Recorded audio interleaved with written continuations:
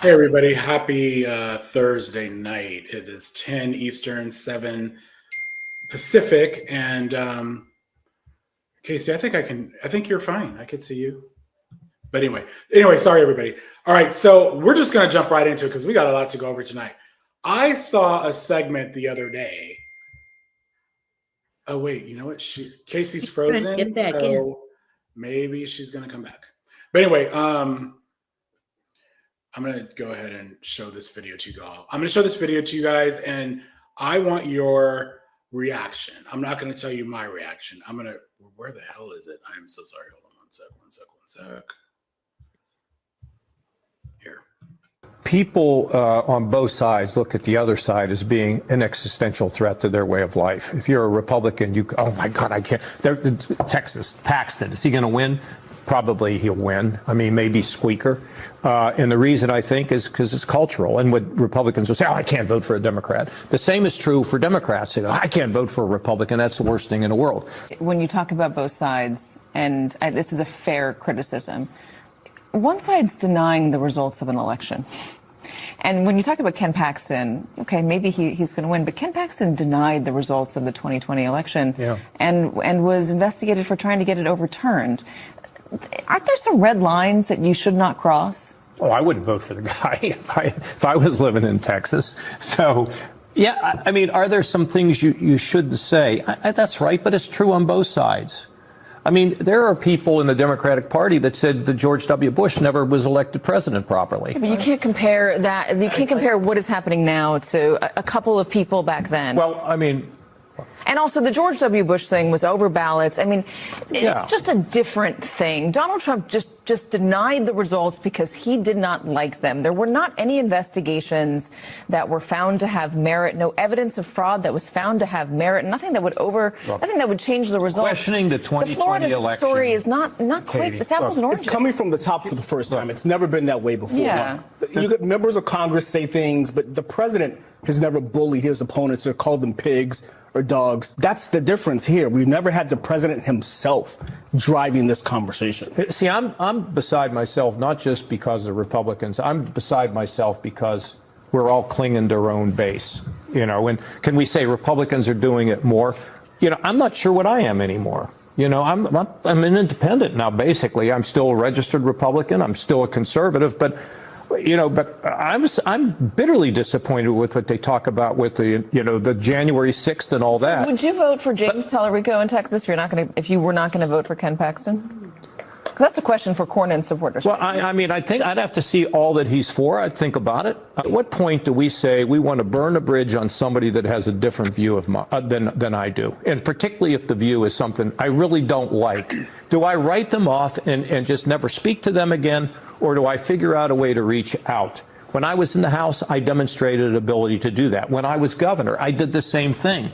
People say things all the time that get your blood boiling and everything else. Okay, who wants to go first? I mean, I don't know if you have the same reaction that I had. Where to begin? Chris, Adam is knocking at the door. Oh, okay. Okay.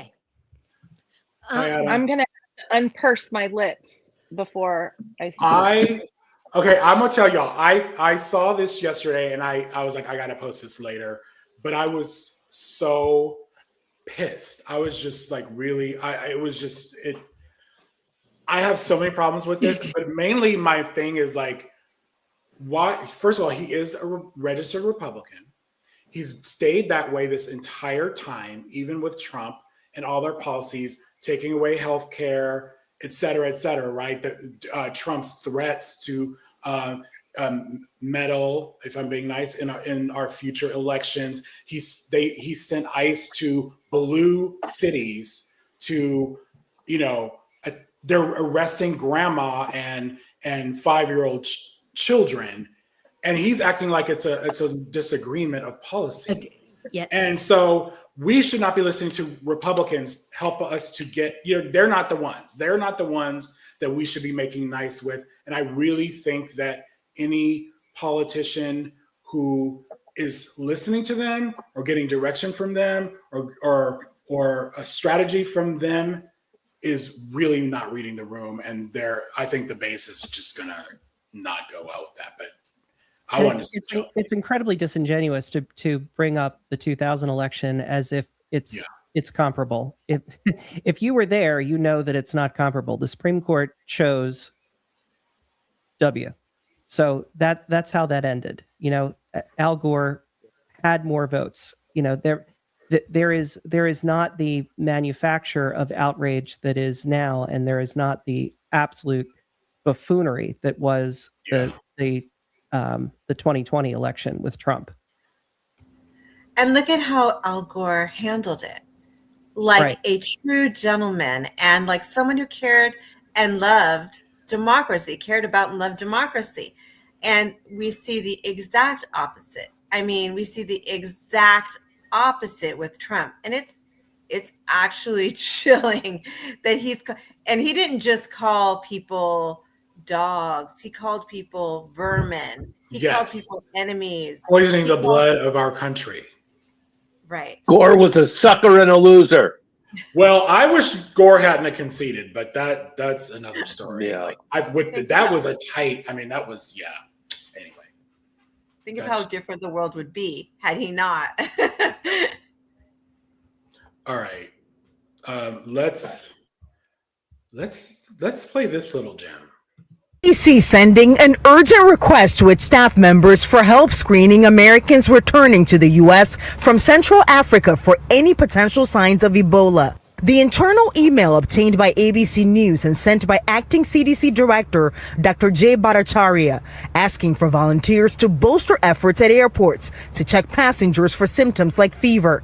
Bush Intercontinental Airport in Houston, Texas, now one of just 3 entry points, along with Virginia's Washington Dulles and Hartsfield-Jackson in Atlanta, for U.S. citizens who have been in the Democratic Republic of the Congo, Uganda, or South Sudan in the last 3 weeks.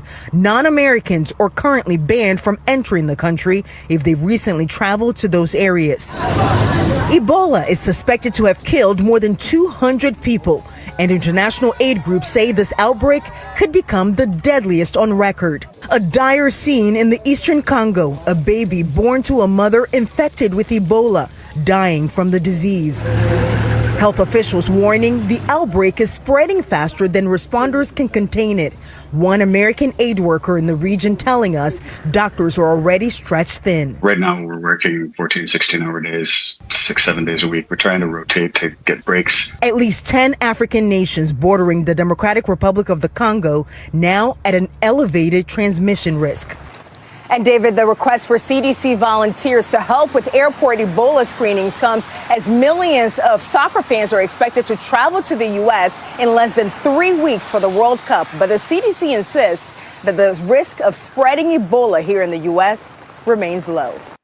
So I saw that and I was just like, well, first of all, I saw it because Casey was on TikTok and had done a video with the screenshot looking for volunteers to screen. The CDC is looking for volunteers to screen for Ebola at the airports, which I started laughing because it's a very serious thing, but it's just like, you've got to be kidding. You fire the CDC, like half the CDC or more, whatever, the CDC.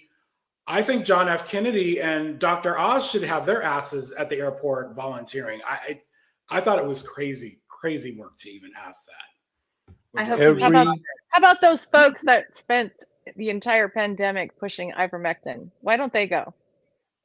To be clear, it or was remember asking, Trump halted the Ebola research team. It was asking for volunteers within the CDC. So let's.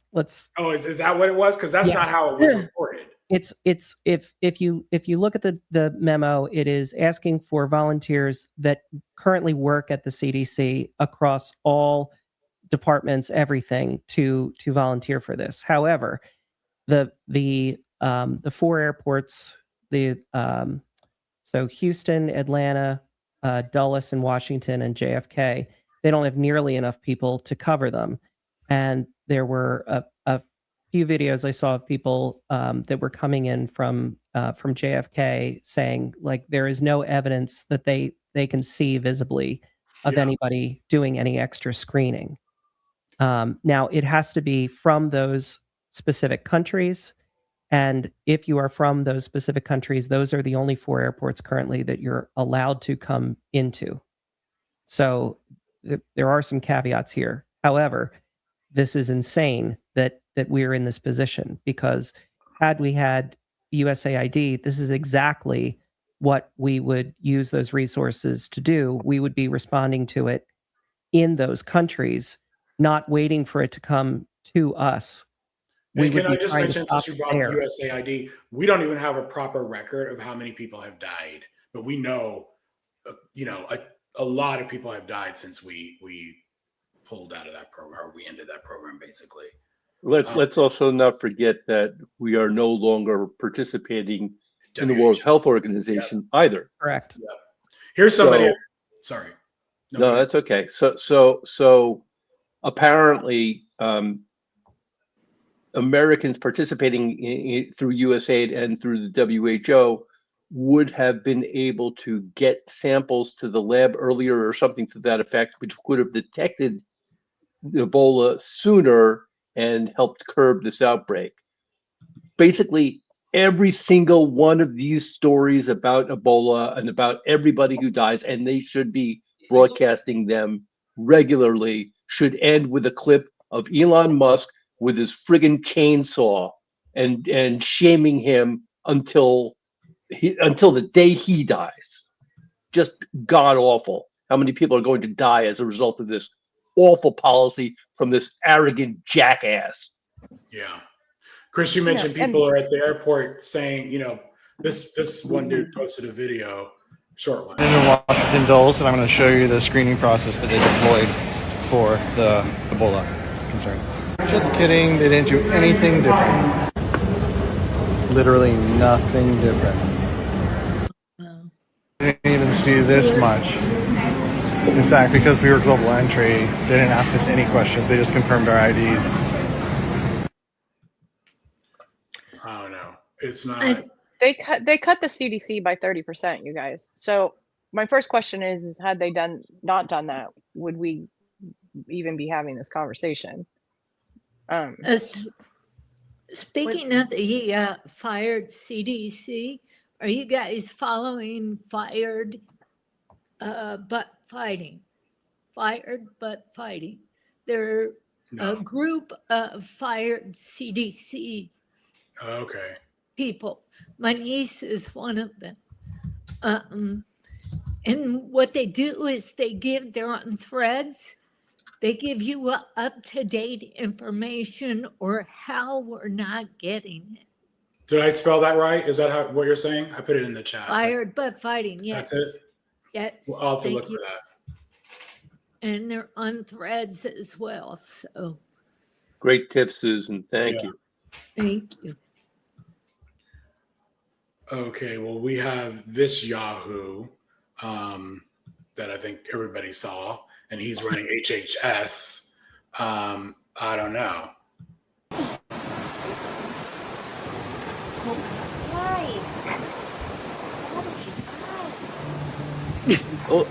Any of you what are they? Christian folk, isn't there something about handling snakes in some of the odd sects of Christianity? Something is wrong with this man. I mean, he collects carcasses. And he, I guess his family is really impressed. But this is, I don't know if you guys realize this is Dr. Oz's patio.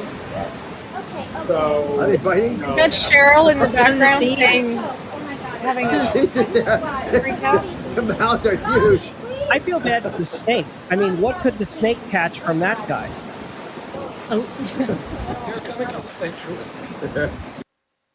Well, there was one, I won't play it, but he was like, had rattlesnakes in the driveway and he grabbed those too. So he just has no good, like, I don't know anyone who would say, oh, this is safe and recommended. I mean, he just has something's wrong with him. I'm just going to leave it at that. Well, they carry salmonella and they carry a lot of other bacteria that, it's just like the little turtles they used to have. That's why people don't have them anymore. They carry diseases just like snakes. I'm sure RFK has more diseases than that snake. Yeah. Oh boy. Yeah. So I mean, there probably is some, maybe even some laws that he's breaking there. I don't know, but I mean, what he's doing and creating a video content with that, there's rules when, you know, you're using animals when you're making films and stuff like that. But to me, my very first thought was that on the side of the snake. I mean, I know that's crazy, but that's my first thought. And my second thought is, this guy is Secretary of Health and Human Services. That part. I mean, yeah. And folks, please don't do this. Please don't try this at home. You know, I think we're all team don't snake. do this. I mean, I think everyone else has sense. I mean, this guy. Did him and Ozzy eat them for dinner? I mean, what did they do with them? Did they let him go?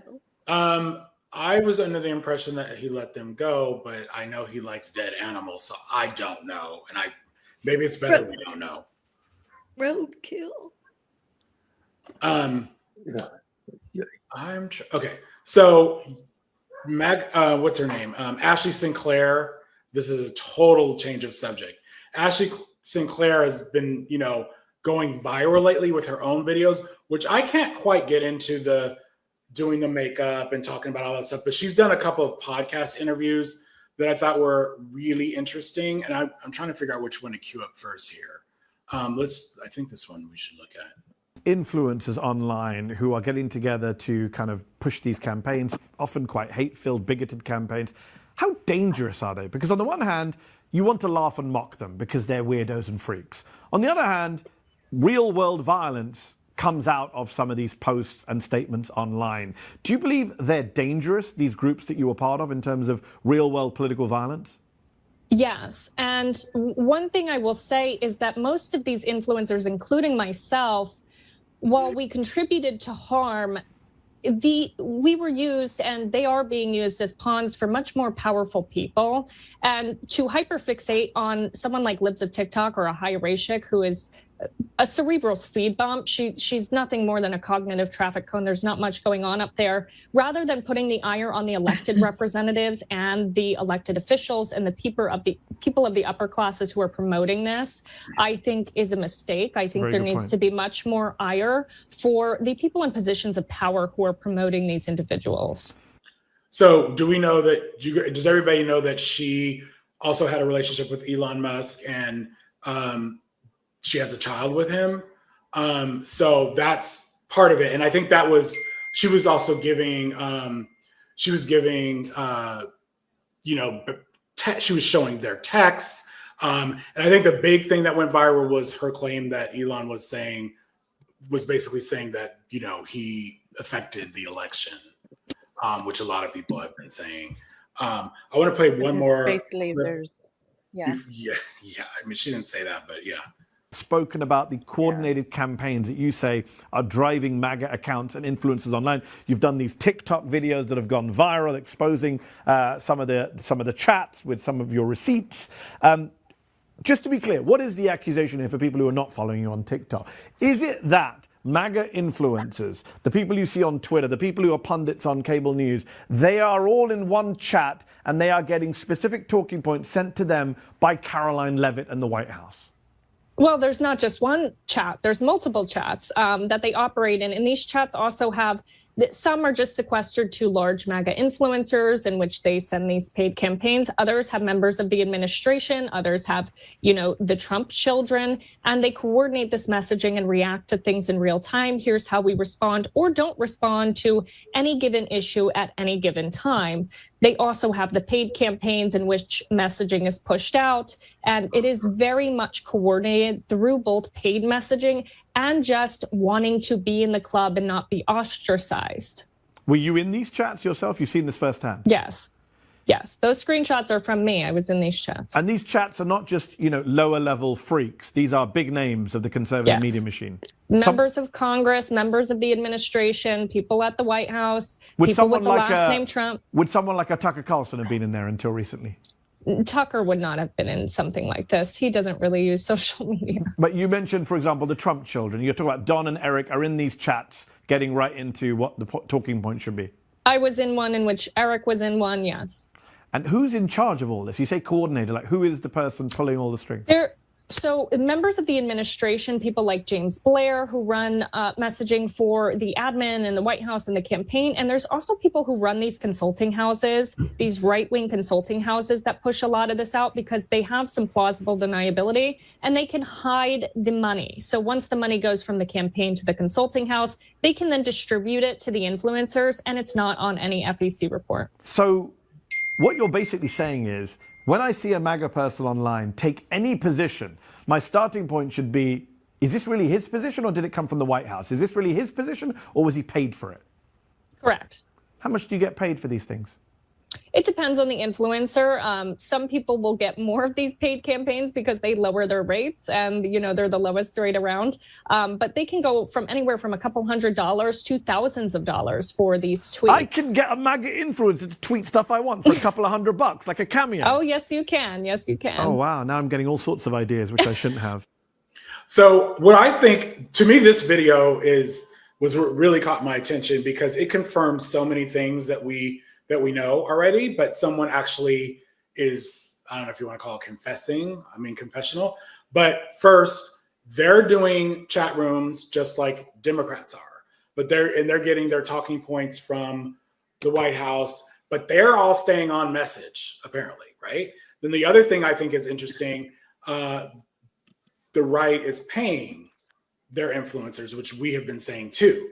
Republicans pay, Democrats for the most part do not. And she's, putting it on blast, like who was in that, at least in that one chat room. And I find this credible because this is stuff I already knew about. And this also confirms, I'm not saying this particular room was full of trolls, but there are rooms that go in and attack, like me, for example, with racist slurs and all that shit. When I post something, it takes like an hour or two, sometimes less, and they go after me. They'll go after, if you're Jewish, they'll go after, with anti-Semitic attacks and all that shit. So what did y'all think of that? And, I know a lot of people are like, we're kind of like me in the beginning. I was like, I just can't with this lady, but that caught my attention. I mean, was it anything that really surprises anybody? To me, that she's being open about it and that she doesn't have like bodyguards on staff. I don't know. Listen, Chris, I mean, you've been attacked. Yeah, I know what's the motivation? I mean, I was just attacked a few days ago by Rick Grinnell. Well, I know. Let me paint a picture here. So when we're talking about, like, this is something that's happening now. When we're talking about gerrymandering, in the South, they did not, the right, the trolls, whatever, did not miss a beat by saying, no, this is ending racism. Race is no longer a consideration. Yep. They were all on that same page. In my replies, I don't know about yours. So, and all if I'm saying it's an act to silence Black voters, they're like, no, you're the racist. They all came out with that, and I think that's coordinated. I do. Yeah, that's kind of where I was ultimately heading. It's not so much that they're coordinated, but it's how they use it and how just nasty and racist, homophobic, misogynist, anti-Semitic, depending on who they're responding to, how they are. I mean, yeah, everybody in politics does some version of this if they possibly can. And, I don't know about everybody else here, but 11 years later, I'm still waiting for my first Soros check. But they are better at that than our side is, for sure. But you are right, Chris. It is always coordinated. They seem to have troll farms. I actually saw an interesting response. I saw, actually, it was a Republican. I don't remember who it was who posted something and then got attacked. And he posted the year that the account was formed and how many followers there were to show that these were actually trolls, not real accounts. 2011 it was formed and they have 437 followers. So this is clearly not a real person, right? But they're better at it, and they're just nasty. And I think, try to get the facts right, even if we try to paint our own narrative. They don't care about the facts. All they care about is scoring one for their team and hurting us. That's what I see. Well, they have different goals than we do. Hey, Casey. Definitely. Hey, Casey. Hi. So glad I spent 34 minutes trying to fix my microphone and then it didn't work at all. Great, because I could have been doing anything else. But anyway, yeah, they have different goals than we do. So it's like, this is part of the problem with the Democrats is they keep trying to compare. And they're comparing people who have totally different agenda. It's like so difficult for people to believe that somehow people in politics don't have the best interest of the people. And it's just people, I don't know why they can't seem to understand that. These people don't. And like you said, it's like they're trying to take us down because we are the competition, and they're not viewing it as just policy points. It's about money and power in a different way. But it's also about just hate in general. Yes. And they are absolutely radicalized. And so they do pay. It's much more coordinated. And the Democrats haven't gotten their act together as far as prioritizing the social media game. In fact, a lot of people haven't gotten their act together and don't realize the importance. And so now Republicans are pretty much in control of every single major media platform and outlet. And that is actually terrifying. There are supposedly some Democratic billionaires, but where are they? Where were they when there aren't, right? Because they certainly haven't invested. I think the problem isn't even they're not all hateful. It's that the ones that are pulling the strings may not even be hateful, but they know that works. And so they they put those people into play. They intentionally, they tap those racists and they're like, get in here, because they know exactly what that's going to do. It's going to play to the people in their base that are. And obviously there are huge segments of major flaming racists that are MAGA, right? And so it's like, when you think about it, there are a lot of Republicans in control of this administration who are, I would say, very mediocre or less than in terms of intelligence. I think we can think that, but there are some that are very intelligent, right? JD Vance is really you don't get into the law school that he went into with especially, I don't think it matters if you have connections, the best law school in the country. You don't get in there if you're stupid. So some of these people are performing. Why does he talk stupid then?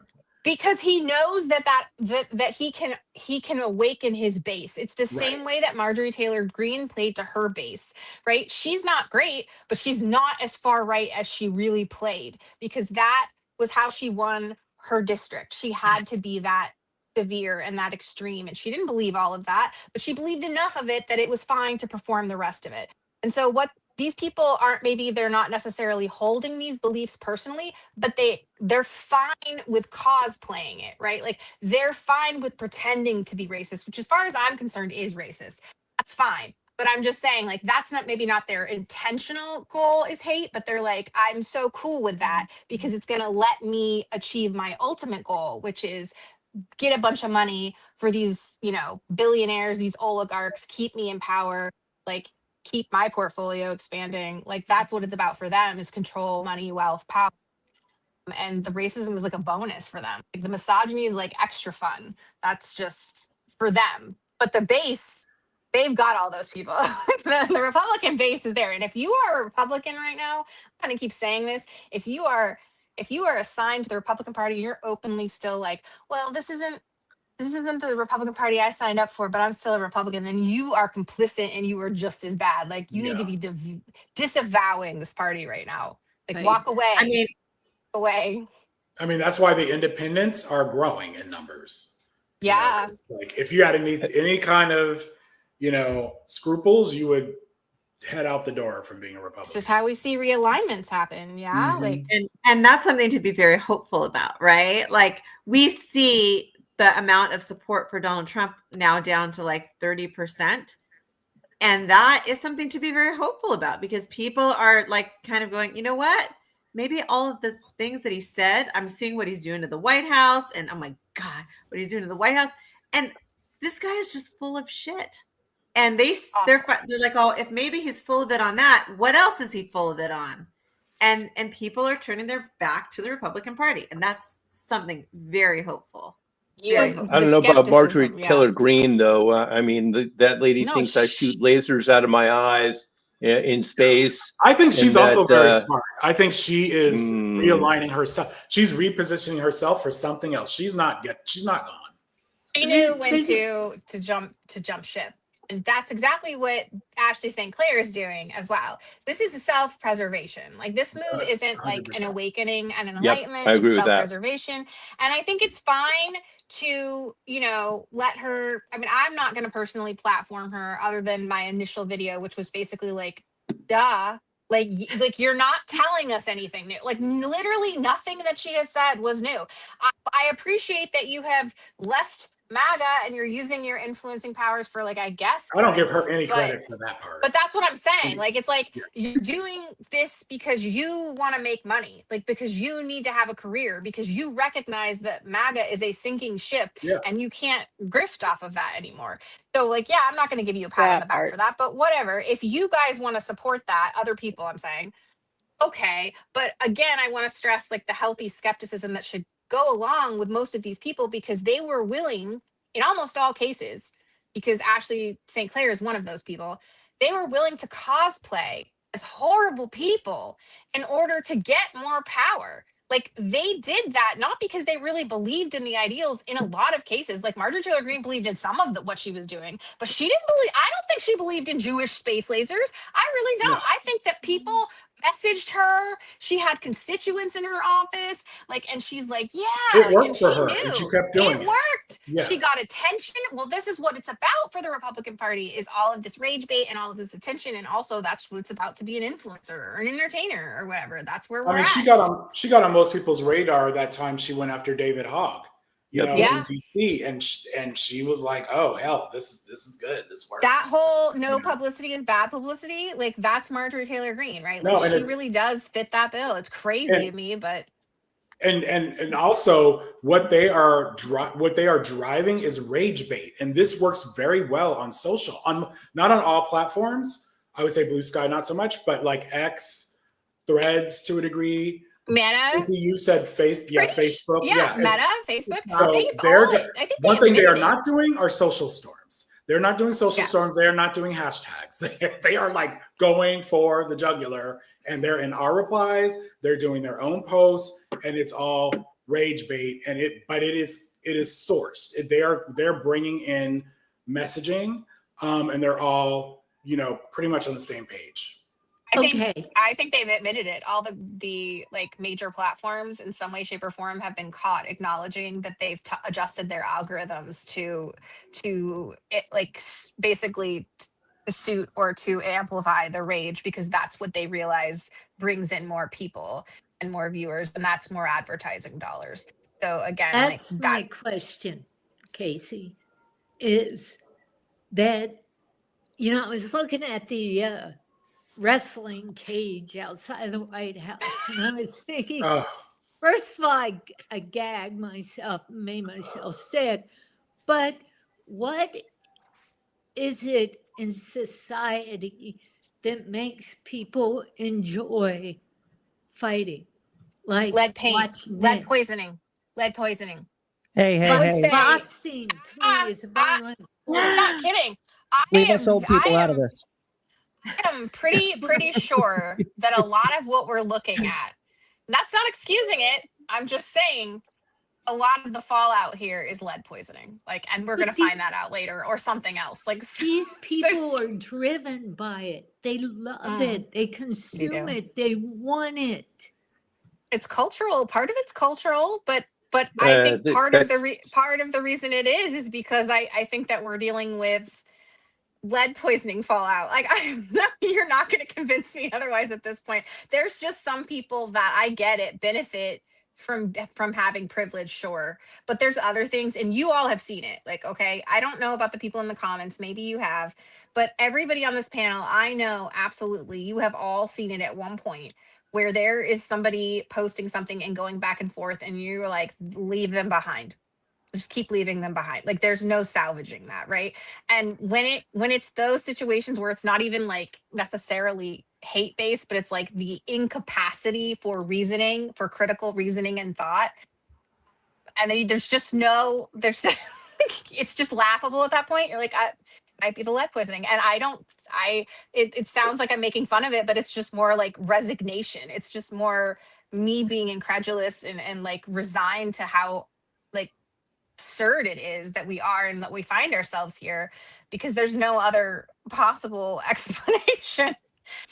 I mean, outside of Christian evangelicism and that indoctrination, that's also very like. I think it scares me, and to think that there are people out there. I know one person who said, "We're getting ready. Ready for what? The locust? Ready for what? Oh well, they think Trump is like bringing. They want him to bring about the end had time. the Like, they think attempted that's assassinations. They feel like they have to Yeah. defend themselves. I mean, If we're getting to M times, where do these people think they're going? Because it ain't where it ain't where they're hoping. well, Exactly. I don't even know if it's necessarily end times, but if you think about it, like look back at January 6th, like what happened, right? And they all got pardoned. Now they're going to get money. Like Slush fund. the Republicans have consistently come through for their villains, for their team. And I think that these people are loyal for that reason, because the Republicans have found a way to tap into these people. In a lot of cases, they're vulnerable people. And when I say that, I mean like they're either low IQ or like, you know, some sort of a mental illness or some sort of indoctrination, like something going on. And they've found the right kind of people that they know they can manipulate. They make these promises. And then when they pardoned them, that was one of the biggest, to me, like, I remember being surprised that he did that so quickly and so swiftly, because that was within the first week of him, or And was a the first blanket. day Just even. a blanket Yeah, on and everyone. it was quickly, yeah. blanket. It was very early on, and I was like, well, he's just empowered, not just them, but everybody else that's willing to like put their lives on the line, like that's willing, you know, because now there's this assurance that they're going to come save them. And do we have that on the down? Like, I don't feel like if I went and committed a crime that people would bail me out of jail. Like if I went and did something on behalf of Chuck Schumer, I'm pretty sure no, he'd we'd pretend let like you he rot. never knew me. This is what I mean. We let you Like, rot, Casey. I think the thing that's really annoying too is like we always skip straight to the pardon. Like they were pardoned, but there was no, you know, as if there was no crime. They went to trial. They had, you know, they were convicted. So that's an important thing. That it's not. These like, are all people that were found guilty. Found guilty. Yeah. When you accept a pardon, you're admitting your guilt. Yes. So yes, I am really finding a hard time understanding this whole pay. And they're going to get our tax. I mean, if this goes through, they're getting paid with our tax dollars. Well, there's something that people always kind of tend to forget in this. When they react with disbelief to the thought that these insurrectionists are going to get money from the U.S. government from this slush fund, and people don't think that that's actually going to happen. It already has happened, right? Ashley Babbitt's family got almost $5 million, which is just such a travesty. I can't even begin. So are these people going to get money unless Congress actually puts a stop to this somehow? You're damn right they're going to get money. It's just enraging. Ashley Babbitt, and they're going to get paid off with $250 bills. Yeah. Oh, good God.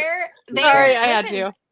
They're able to reconfigure the narrative like to like because they've made her now a saint, like a Right. martyr. And this or is another whatever, thing right? that the right did on cue, and they drove it home that she was the one victimized.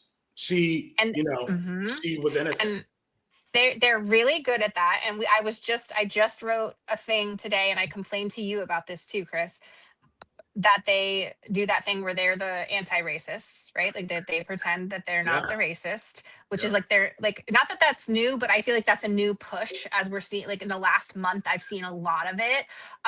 Like today I responded to the joke, like a Dane came in and had the picture of Trump over Greenland. Like they put this one? But there's somebody else, like another person from Denmark flipped it and put their leader on it and was like, well, are you ready for the takeover, America? And like, of course, the comment section was hilarious because it was like, and I said, don't threaten me, like, unless you're willing to carry through with the threat of like checks notes, universal health care, and steady employment, and public education, and a community, and a village, and happiness, and like whatever. Well, Paid family leave. I had a bunch of people in my comments that were clearly MAGA, okay, like not like forward thinking people that were like, well, like their immigration policy is racist and they did this to indigenous people and blah blah blah. And I'm like, well, first of all, bitch, like, have you seen what we've done? Like, have you been around the last 350 years? Like, I just want to call attention to that. At least the Danish people apologized, right? Like, at least also, if you're gonna fight that kind of stuff, wouldn't it be better to do in an existing infrastructure that actually works? Like, where you actually have the time to spend on that because you're not working 80 million hours a week for $5 an hour anyway. But it's like they were trying to be they're like, oh, but that's so racist. And I'm like, what? Like, it was so upside down to me. And this has happened before at many points where there's somebody that comes in and tries to be like, but that's racist. And I'm like, why? They really do feel that they have that authority because the reality doesn't exist over there. They just recreate things and they make their own history and they make their own reality. And the problem is the Democrats haven't figured out how to contend with that because it's literally like fighting a fairy tale. It's fighting a fairy tale. And how do you do that? Because it's not grounded. You can't beat a fairy tale with facts, because they'll just keep making facts up that don't exist, because in their world, they don't have to have facts. They can just make up lies, and that's a part of the story. It's crazy. I wanted, Casey sent me a bunch of pictures of the UFC setup, and I just want to say, this one is so, like, so I hate this. It's like, I mean, but look at the White House. We already have the destruction on the right here of the East Wing and, whatever. But then this is like, everything. What are we doing? It's crazy. And like, this was my favorite. Somebody put this in my replies. I was like, that is perfect, because I think I had said all we needed, the workers should just set up a circus tent at this point. And then someone put that in my replies, which I thought that was. Has anybody in here done any fact checking on this with respect to the money? Because they've said that we will not pay tax money for this, just like they said that about everything. Pay tax. They say that about it. I don't believe this. Is my point. But the people who What? are putting on Mexico didn't pay for the wall? Come on. The people who are putting on the event, though, unlike Mexico, who was very clearly like, we are not paying for we're this. Looking at around 60 million so far. And I was told the people putting it on have publicly said, unlike other situations, right? Like, because even with the ballroom, there was rumors about the companies that had put money in, but I don't think any of them came out and said, yes, we're paying for your ballroom. Like, if anybody can correct me if I'm wrong, but I don't think they ever did that. This, supposedly, they have come out and said, like, no, we're the ones putting this on and we're paying for it. But again, like, where's the assurance of that? Is there a paper trail? Has anybody looked into that? Like, what's going on? Okay, well, I would assume the UFC is a big money making enterprise in the first place. And to have it on the White House lawn, they're going to get a lot of, like, there's going to be a lot of advertising dollars they're going to bring in, which is really disgusting. I mean, this. Have you seen the commercials? I have not, thank God. No, I have not. The point is that this is going under the guise of it being for the America 250, when it's for his birthday. It's for his birthday. It is for his birthday. For his birthday. And it's on his birthday. No matter no matter who ends up paying for it, it is still an affront to everything that this year should be about. Can you imagine George Washington? Can you just imagine? This is exactly the opposite of the type of thing that we should be doing, and it is very much in line with all of the other projects that the money is almost secondary. The point is the idea of all of these projects runs so counter to what we say we are about as a They're nation. vanity. They're vanity projects that expand the scope of the executive branch, that benefit him and that glorify him as a king. And that is, if anybody wants to go back to the base American history, like I don't want to deify George Washington here or make him into a great guy, but the one thing he did do was step down because he's like, I'm not going to make a king. So he set the precedent until what president finally had more than 2 terms? FDR. Thank you. FDR. Right. So a long time, though, like that's how important that precedent was, that he stepped down and was very clear about that. Like, we're not going to have a monarch. We threw a bunch of tea into a harbor and had a whole war because we didn't want a monarchy. Over and terror. This man, right. And this man is literally doing it again. Like, and he's doing it like slowly because that's how you have to do it, right? Like, I guess. And people are just sort of like adapting over time to like, oh, it's just our crazy Uncle Ed, you know, that's just our president, the rapist. That's just, you know, it's like, well, okay, like. The true obscenity, though, at least to me, is that all of these things, the ballroom, which is up to what, 600 million, 400 million now, you know, the UFC, the arch, the reflecting pool, putting his face on the $250 bill, if that actually should happen. All of this is occurring in the backdrop of a war with Iran that he started, where people have died and where they took away benefits for the poorest Americans to make rich people even richer. And ordinary Americans working full-time, some with 2 jobs, some with 3 jobs, still can't afford to pay their rent, buy their food, and put gas in their car. All of this excess, all of this extravagance lavished upon him while everyday Americans are struggling just to survive. That, to me, is the true obscenity.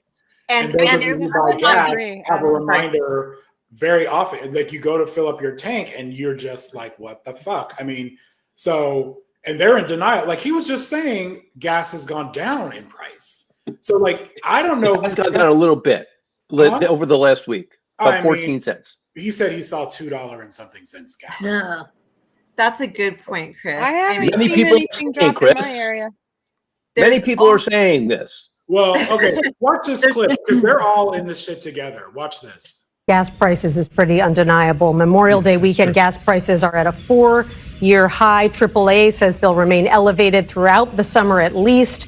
Last month, you said that high gas prices would be a temporary phenomenon. Did the White House paint too rosy a picture of the impact that this war would have by emphasizing that this was going to be a 4 to 6 week excursion? Well, I think the 4 to 6 week was an accurate description of like when the sort of active kinetic events were going to happen. Right now, I'll let the president decide on whether he thinks the deal is ready to go this week or not. But the bottom line is, once the straits are open, then the tankers are going to go back and they're going to refill the refineries almost right away. A tanker goes about 300 nautical miles a day. And so the places like India and Pakistan, which are close to the straits, are going to get their oil and then turn it into refined product right away. Singapore, which is one of the places where jet fuel prices are the highest, is going to get its stuff just about right away. But if you're down in New Zealand, it'll take a little bit longer. But really, like between a month and 2 months, we expect everybody to have all the oil they need at every refinery on Earth. I mean, what I've been hearing from experts is it will not go back to normal, even if the war stops today and the strait opens today. It will not go back to normal until 2027. You know, it's not going to go back to normal anytime soon. I mean, and one point that, you're showing here, Chris, which I think is a very good point, is there's corruption throughout this the entire thread of everything that we're seeing is all about corruption. I would not be surprised if the Trump family themselves was making a profit off of this fight. And when I first saw it, I was They like, are. Oh, they are. Oh, and wait. Oh, wait. There's more. Keep going. Finish your point. But yes, you're right. Finish what you were saying. But wait, there's more. Now I'm with the pay. And there's more. I mean, the pardons, they're people that have paid and put contributions, campaign contributions, pay for pardons. I mean, there are people who are his friends who go and they have dinner with him at Mar-a-Lago, probably paying huge sums of money, probably making huge contributions. And then the next minute, their son gets a pardon.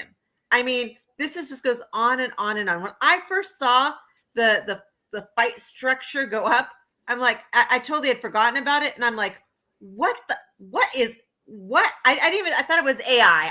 I wasn't expecting that idiocracy. We're in idiocracy. I mean, what else could this be?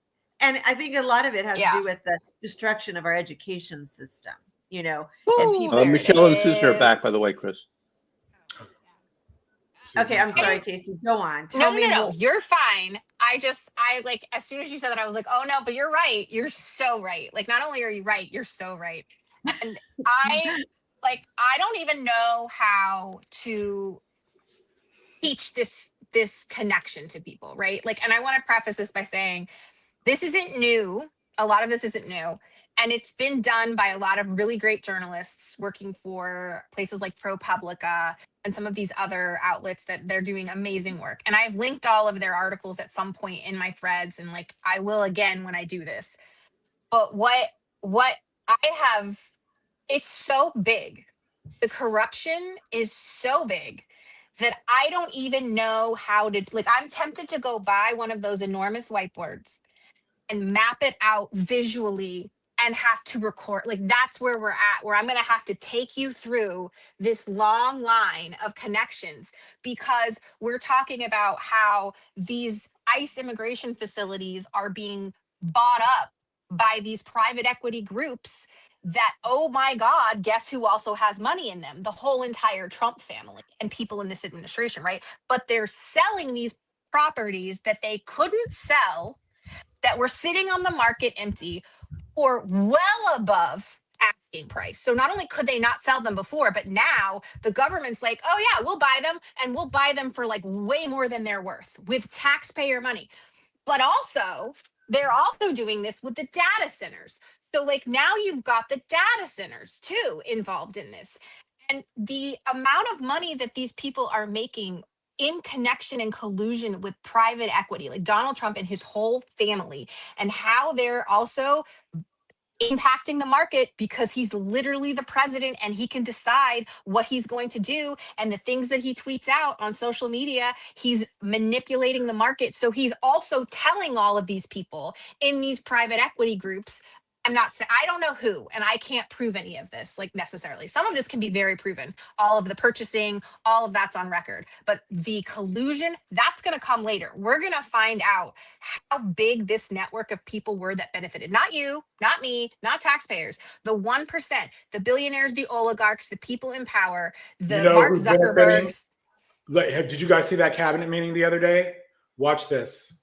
We have dedicated presidential leadership is really what's made this possible. It speaks to the strength of your leadership. It has never been a better time to be an American. Just a reminder of another war you helped to settle, Mr. President. It's exciting to see your vision. You're leading us to the greatest economy that the world has ever known, and that's why they tell you to tell me to tell you, Mr. President, thank you, and they love you. Just like you talked about with the reflecting pool, we didn't do the same old thing the way we'd done it in the past after Iraq and Afghanistan, the way we waged wars. Instead, you said we're going to do this smart. And I just want to back up for a second. Oh my God. A lot of these folks are very wealthy. Like Kelly, what's her name? Kelly Loeffler. She's very wealthy. And they are benefiting from this insider information. And they're all sitting there praising this guy because he's their meal ticket. And also he needs this praise because he is not well. And he is, got the nuclear codes. He's running this country into a ditch, and they're all saying this is the greatest economy we have ever had. And well, they have to. They have to. I mean, they want to keep their job, but correct. Yeah. Look what happened to Lee down in Louisiana and Cornyn in Texas. Cornyn, all of those people.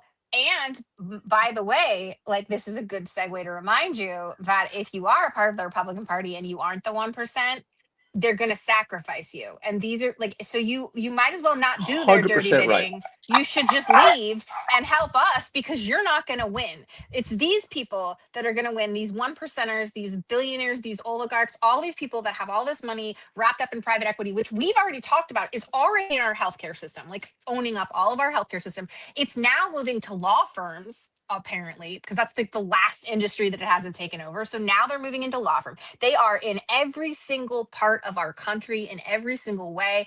And guess who's in bed with them deep? This president, his administration, his family, everybody in the Republican Party that's in a position of power. And they have orchestrated this. This is intentional. This was bought by the Reagan era. It began and moved.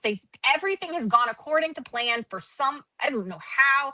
It's like they talk about, like, there's a movie, The Mexican, and the line is like, I don't know how, but you somehow managed to Forrest Gump your way through this. And that's sometimes how I feel what's happening with the Republican parties, because a lot of this shouldn't have gone this way, but it keeps going in their favor, which tells you that they really do have people in the highest positions pulling the strings, paying the money, doing the things that are necessary to keep them in power. Like Chris was saying, they have $5 for every dollar that the Democrats had. They intentionally went after Citizens United. Like, they went for that. Why? So that they would open the floodgates, so that they could control social media. Because guess what? They own all the people who own the social media channels. So the Mark Zuckerbergs and like Elon, everybody owns the social media. Like, it's everywhere. It's so corrupt. I don't mean to say this for you guys to feel like there's no way to defeat it. That's not what I mean. There's more of us, really. So we can, but you need to understand how prolific this is and how extensive it is and how far-reaching it is, how big it is, and that even when you think that, we're still like, you're still not getting it. Like, we still don't know how big it is. You cannot imagine how big this is. So just don't ever feel like you're overreacting. You're never going to come close. I promise. And I hope that you'll talk to other people about it. A seat at the table with all the red hats and the idiots, and wouldn't it be easier for me to go to the other side? Yeah. And all of this. Susan, a mole? Are you want to be a mole? I would love that. Well, the thing about it is, I have a dream about that, but that's okay. The thing Martin about Luther it King is, had one dream. Susan had a very different dream. if you're not one of the very top, like at the very top of the wealth pool, it's not there. Even if you're like, say, for example, you're a business person. This is the way that authoritarianism works. Even if you're a business person, you're not safe. I mean, look, Mike Pence wasn't even safe. They went after Mike Pence, his own vice president. Okay. No one is really safe. Even these people. But look at Mike Pence is still fine with them. Mike Pence is still on board, though. Like, most of the time, not all the time, but like, he is afraid. He is afraid. I think that because he probably knows how deep this goes. And the fact of the matter is, every time that, everybody says taco, Trump always chickens out. Are you sure he's not just trying to manipulate the markets and make a whole ton of money for his friends? I don't think there are it's these spikes out. in trades. No, he's definitely ahead of. Yeah, no, there was actually a report. I can't remember which paper did it, but we talked about it last week where Trump did like some crazy number of trades, and he was clearly manipulating the market. And they're all benefiting. Everybody at that table is benefiting. 3,000 They're trades. making billions in 1 year. His family has made billions and billions of dollars. In January, the New Yorker reported that it was $4 billion. Other news outlets have reported it was $6 billion, I believe, and that was in January. And now look at all the things that have happened since then. And this is how authoritarians build incredible power and wealth. When you look at someone like Putin, who did a very similar thing, and but like Casey said, it's not insurmountable if we talk about it. And even though it sounds a little bit cuckoo, it's really happening. All you have to do is open your eyes. They're not even hiding it. They're not hiding it. And perspective, you guys, I have a friend who's a trader who said that he in his entire he's retiring, I think, in like 3 months. And he said that in his entire career, he's never made that many trades, as Trump has made in the last year. That's insanity. So he's got that got whole very team. little airtime. Don't you feel He's like got that? a whole team. One day story. I if that. covered it, and it did pretty well on my YouTube channel, like for my YouTube, I mean, but it didn't get that many views. Like, and I tried my best to be like, hey, the president's stealing from you, like, just so you know, like, FYI, like, here's all the stuff that he did. Like, I mean, this is like, I this isn't supposition, it's right here. This is what he's I think like, that speaks right to the here. average American is not really in touch with the stock market. That's not their thing. No. He keeps talking about it like it's the holy grail, but your average American does not have stake in stock, and they don't really pay attention to it. So when you talk about it, it's like, it just doesn't matter to them. And I get it. Like, if you can't afford to fill up your gas tank, people aren't filling up their gas tank. They're putting in like a quarter tank, half a tank, just to get where they need to go. This is the stock market. I mean, it's a slap in the face, really, when he says that it's not important to them. And the private equity, because we talked about this when we were trying to explain all this stuff in New Mexico, and I was like, people don't understand what that is. Like, they don't understand these investing groups. They don't understand that. And so there's all of that. And then on top of that is the political fatigue. And I've seen so much of it. And like, by the way, that's valid. If you have to step out and come back, that's totally understandable. So this isn't a critique of that. It's more of an like, this is what's happening, right? And so there are people who have absolutely just tuned out of news because they're like, there's not anything I can do about it. Like, they're all corrupt. This is just what it is. Like, you know, whatever. Or some people want to help, but they're like, I simply cannot. My mental health, I cannot do it anymore. Like, I'm so beaten down, like, whatever. Which again, to Melinda's point, that's what they do. That's the whole point of authoritarianism, right? That's how they wear you down. I feel like the part that we need to do a better job of as influencers, because you all are now influencers, sorry to tell you, you're influencing people against fascism. Where's my Soros? You got to start selling the Amazon stuff if you want the sales. Go sell a mattress or something. I don't know. But anyway, so the part that we need to start doing is showing villains. Number one is that, like, so everything from a Supreme Court decision to Republicans in Congress, like today when they was it the Louisiana state legislature in Louisiana that passed the new thing that they're going to get rid of the 2 black districts. And all they do is they show the numbers, right? But those are it's just like, oh, these 66 Republicans or whatever. Well, who are they? Like, we have to start putting names to faces, and we have to start making private equity groups something that's tangible, that people understand that that's taking your money, like that's taking your stuff, that's preventing you from owning a home. These corporations are buying up these houses that you should be able to get, but now it's not accessible. These things that are hurting people are hurting now. We don't have to wait for that. People are struggling now. But there has to be a connection made to that struggle that you can put on a person so that you can hold that person accountable some way, like some kind of way. And I don't think we're doing a good enough job of explaining what these things are and who the people are, who the villains are. I have a question. So last week, our CTA was, I actually put it on all my socials, a post, and I directed people, like, if you have a state legislator that you want us to, that is running, that you want us to maybe boost together, that kind of thing, give me the state, give me the name. I think I got one person that did that correctly. Everybody else was giving me representatives, senators, governors, and this is no shade to anybody, but the point is, we're just so out of touch with it. I don't know if Republicans are better at this. I know they're better at winning legislators in the sense that they have these super majorities. And this is why we're having this redistricting problem, because they have this super majority in the South. in these states. And so my thought was like, let's boost some of these Democrats that are running in the South. Also, none of these were in the South. Like these people, like even the ones when they were talking about representatives, they were the ones we know about. They were in the, the coastal elite areas. And it's just, I just feel like we have work to do. We really have to, educate people on what's going on, if you want to say locally, but it's definitely, our problem isn't as much, we all feel pretty confident we're going to win the House back. Okay. And now the Senate, we're hearing that's in play. But the state legislators are so important. We wouldn't have been able to do Prop 50 in California if we didn't have the majority that we have.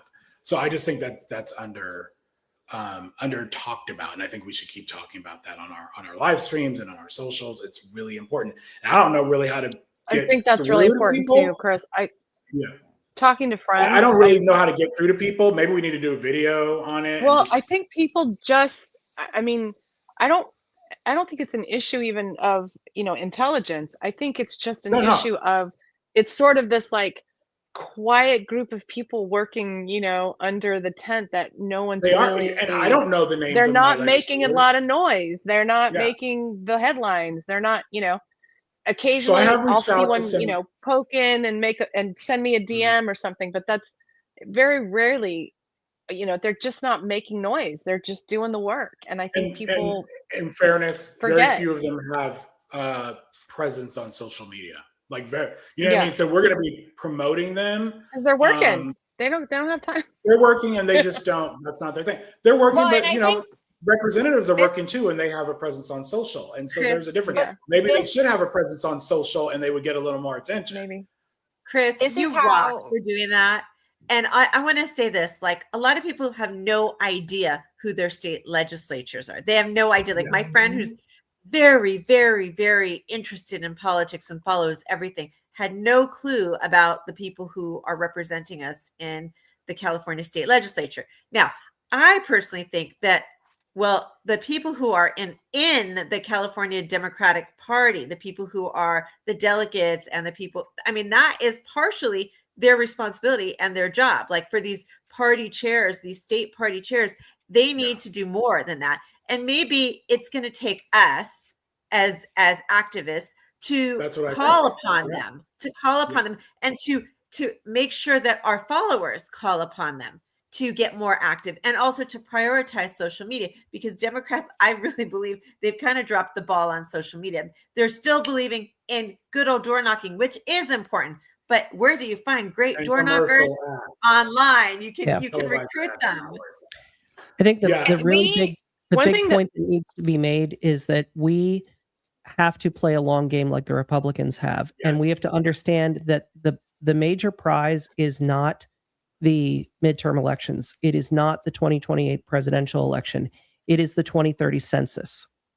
And we have from now until then to flip enough state legislatures that we can ensure that we don't lose the House of Representatives in particular for the next decade because of the gerrymandering that will be allowed to exist.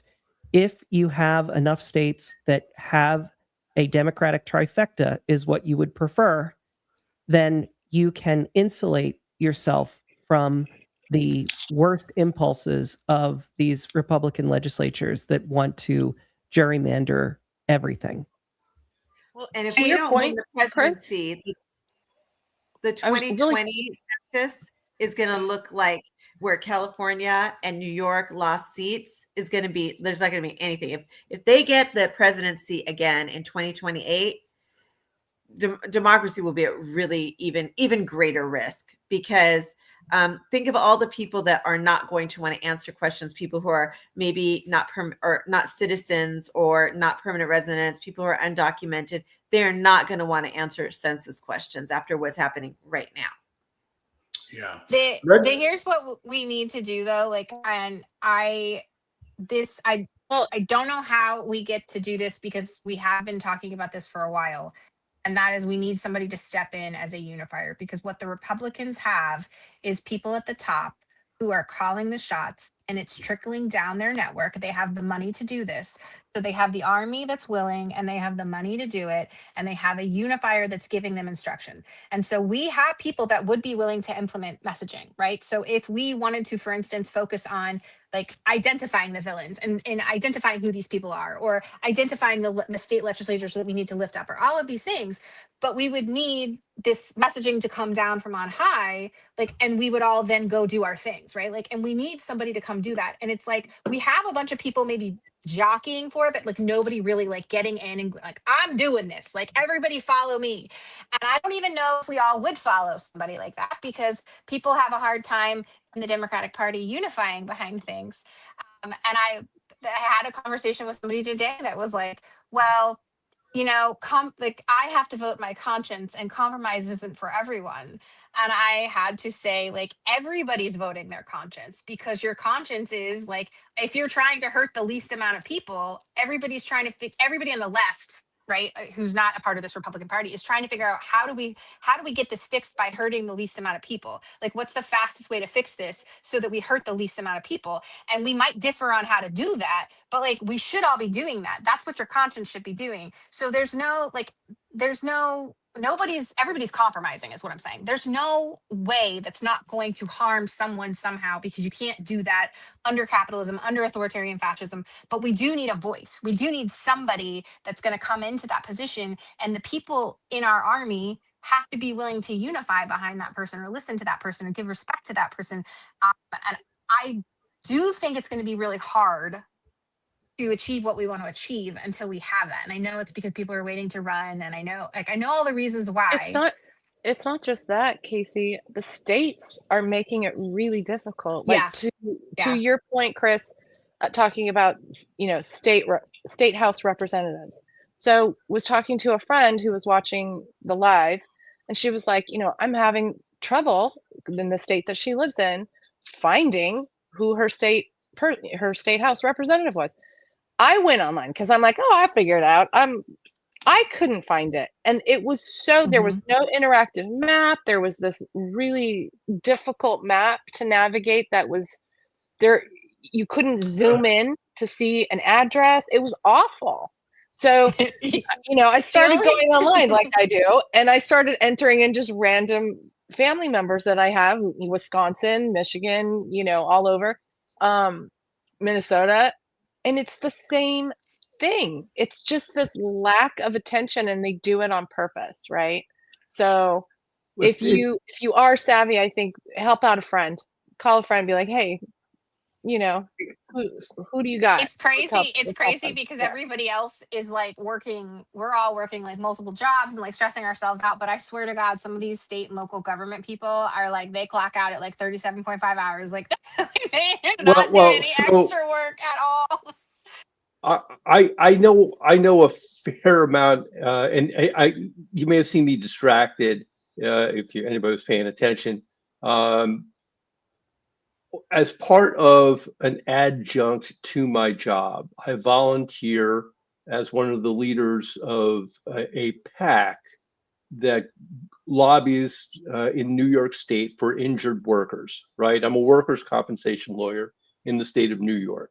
And I'm one of the chairs of this PAC. And I go, unfortunately, up to Albany, New York regularly, 2.5-hour drive back and forth to the House to go and talk to various legislators, state representatives, assembly, it's called in New York, or Senate. And I know a lot of them. And, you know, I've been doing this long enough so that they know me. And I realized, hey, I have no idea who my state assembly person was. So I was just looking to see if I could find them. And in New York, they actually have a website that's a locator for find your state assembly or state senator. So it makes it easier. But I will say this. We're lucky in California too. California's pretty good at it. I will say this, and I think that this is true of most states. These are part-time jobs, folks. Yeah, and they're not paid well. No, they're not. Now they get paid a lot more for committee assignments and leadership positions and stuff like that, but they're part-time jobs. That's what I'm saying. We need to help them. I mean, it's you know, and I don't have the answer. That's where the unifiers come into play. Is that because it's kind of like, as a teacher, as somebody who did overfunction for a really long time, and at some point had to pick my own health and say, I can't overfunction and save. I'm not going to save this industry. I can't do it. Like, I'm going to have to come at it a different way because me in the classroom isn't going to do it, right?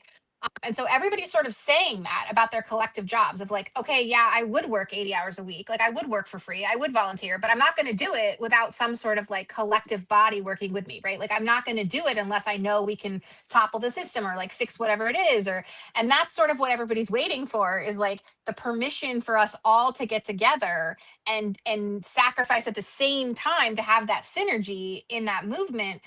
But again, like, you need that leadership, I think, or you need something that can be so cleanly like put into place, so like you can operationalize, like you can easily like instruct people with. And I don't have that. So sorry, I didn't bring it. I didn't do it. I don't have it yet.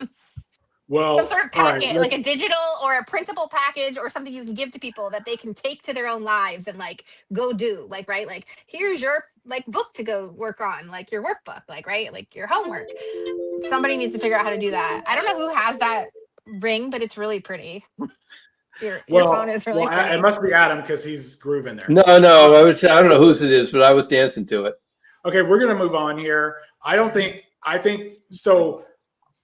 I want to give props to South Carolina. And about a week ago, I would not have done this, but South Carolina Democrats. Long lines of voters at the polls, but they have no clear sense of whether the primary ballot they cast today will ultimately count. Now, I just want to make a point.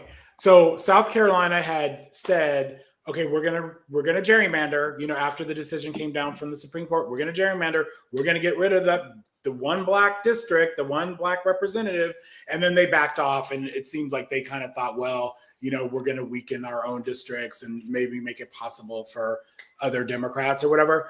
But at some point, and James Clyburn, spoke out, I will say black folks in South Carolina were like, we're showing up. And so the morning of, was this Tuesday? Yeah, Tuesday morning, they were planning to vote.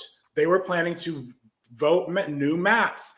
And meanwhile, people were already voting. So their strategy, South Carolina Democrats' strategy was, we're going to show up and we're going to flood the polls. And that's because state Republicans are working to finalize a new congressional map that could wipe out the only seat held by a Democrat, Congressman Jim Clyburn. In the state Senate, the Republicans are hoping to finalize a new congressional map, which, as you noted, could oust Representative Jim Clyburn from Congress if the Republican plan goes to their plan.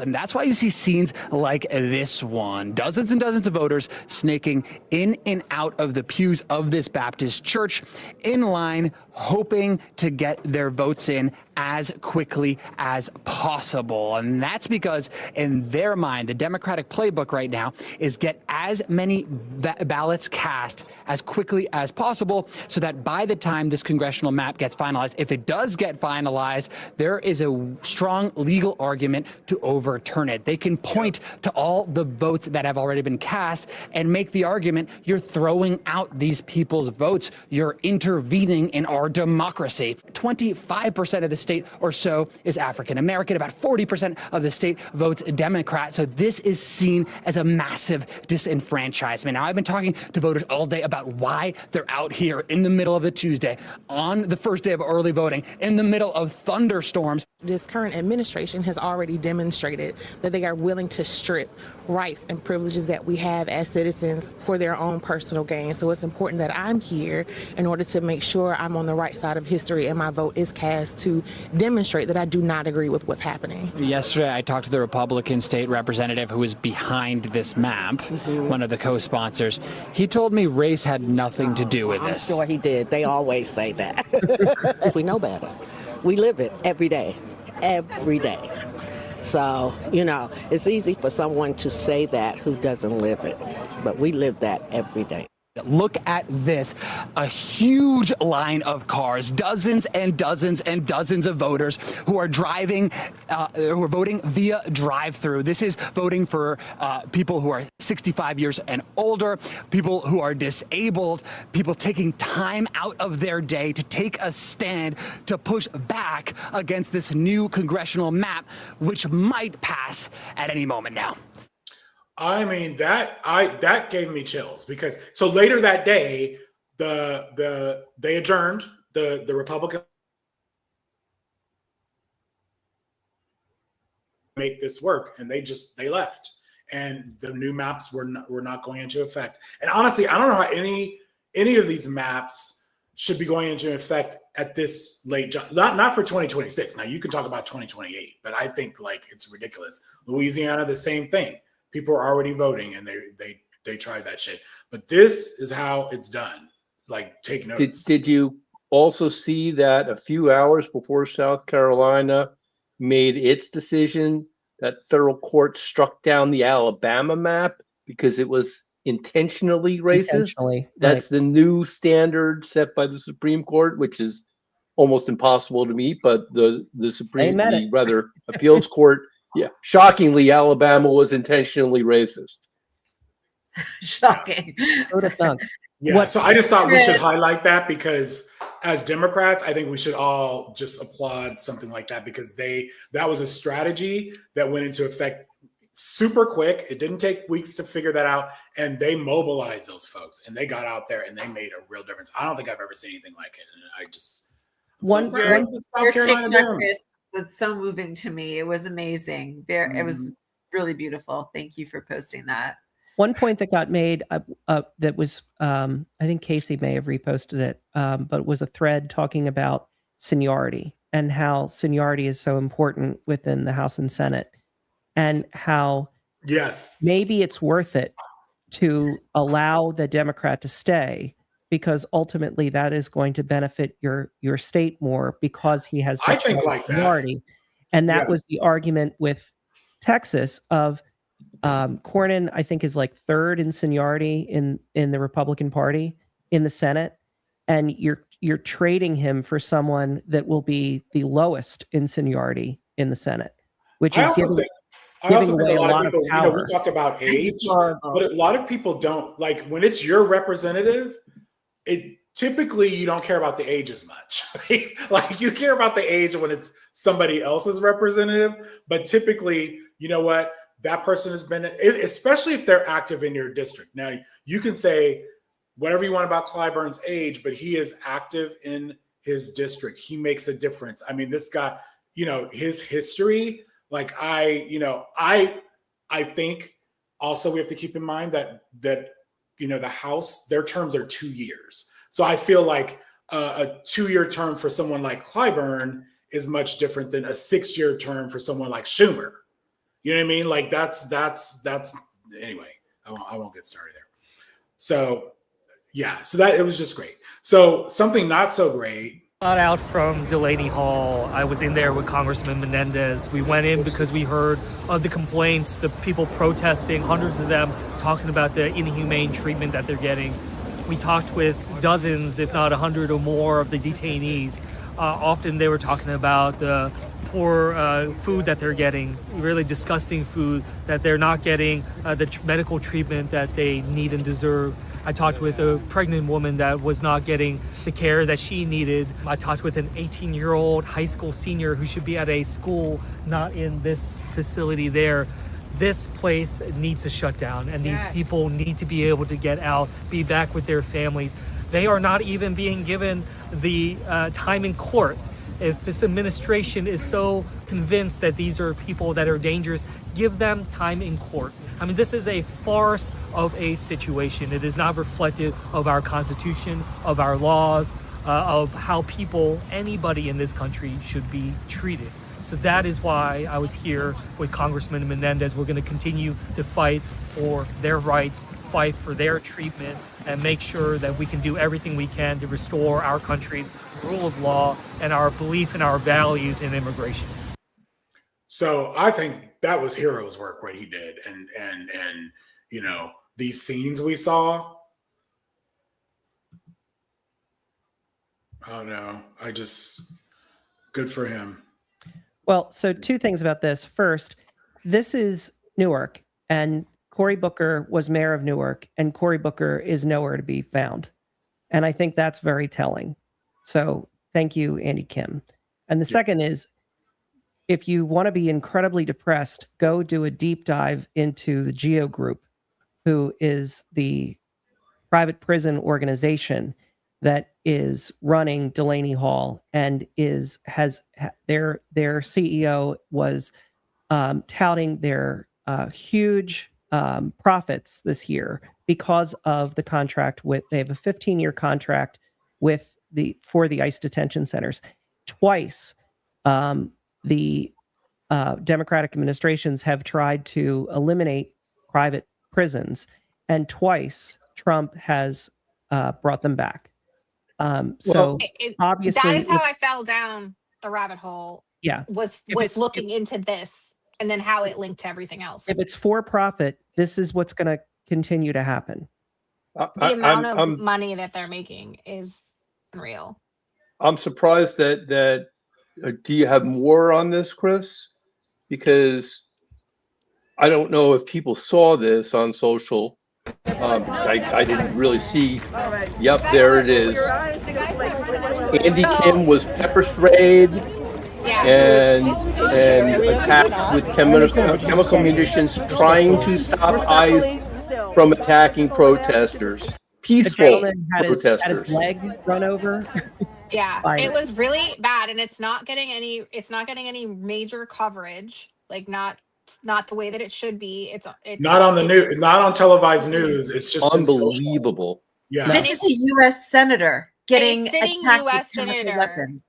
Right. And here's it's representative of what Chris was also talking about with this GEO Group and these private groups.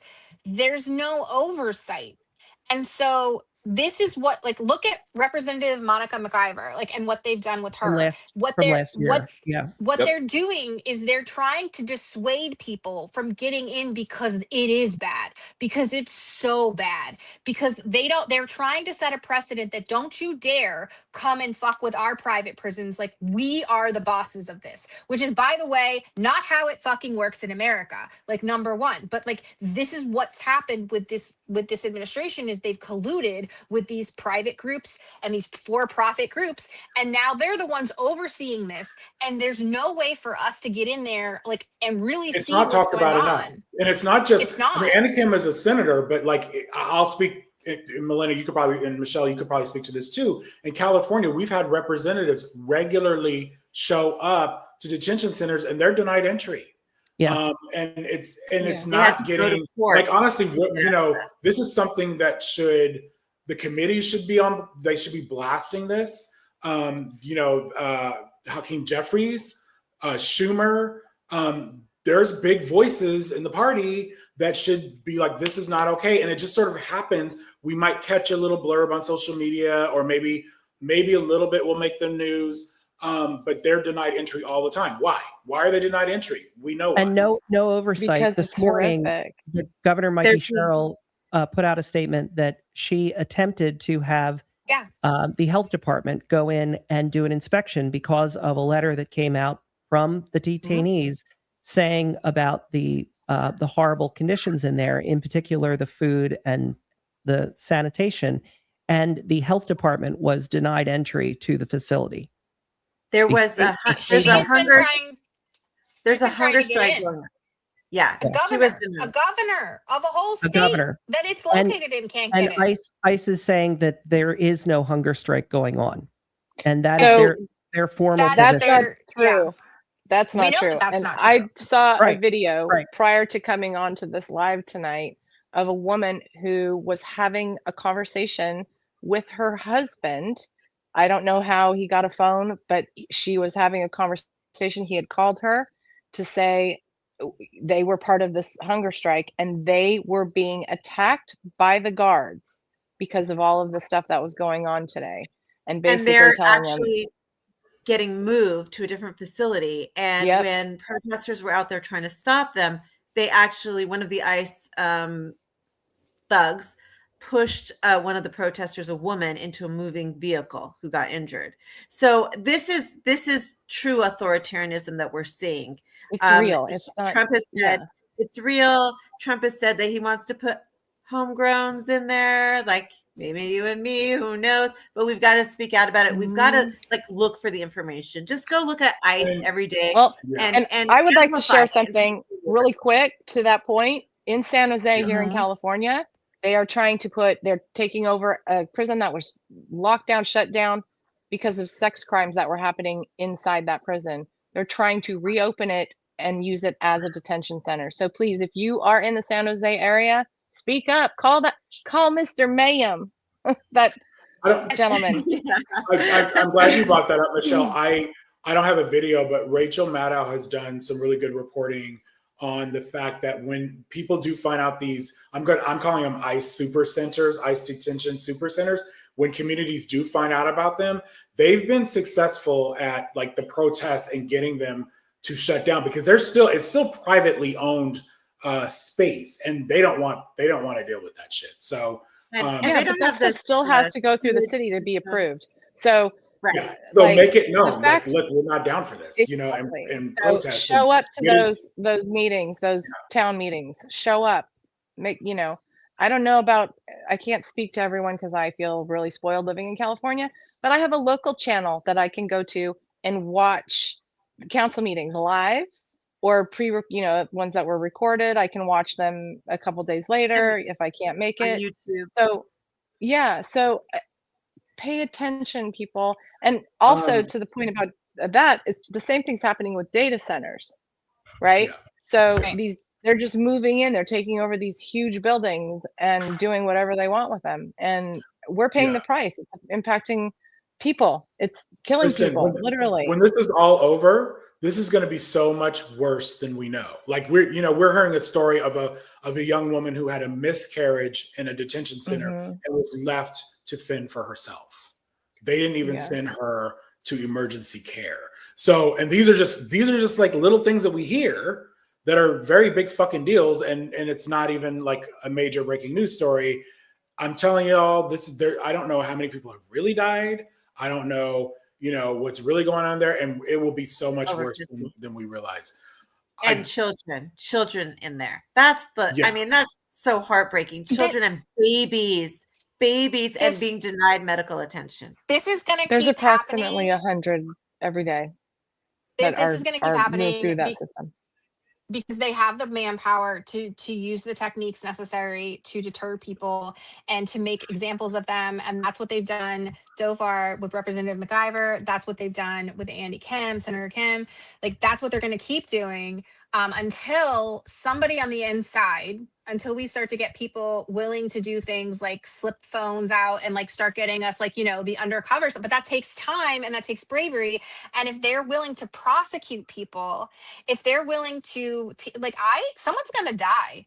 And I don't mean just we've already had a lot of people dying, but I'm saying a sitting senator, like someone in Congress is going to die. I'm saying representatives, somebody is going to die that's in a position of leadership, because that's the next thing that's going to happen.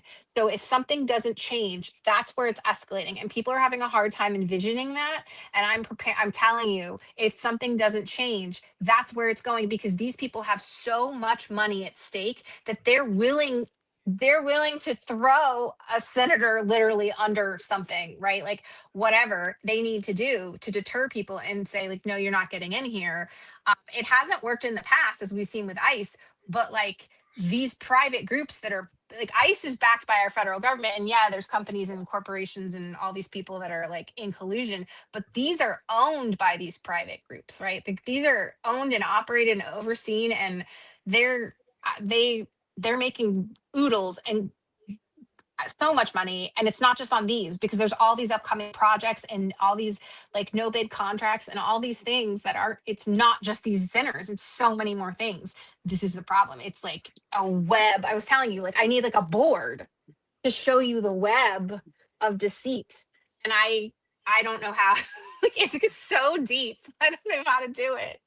Yeah, but what do you see? Yarn. What do you see on the news? What do you see on the news, right? That relates to this.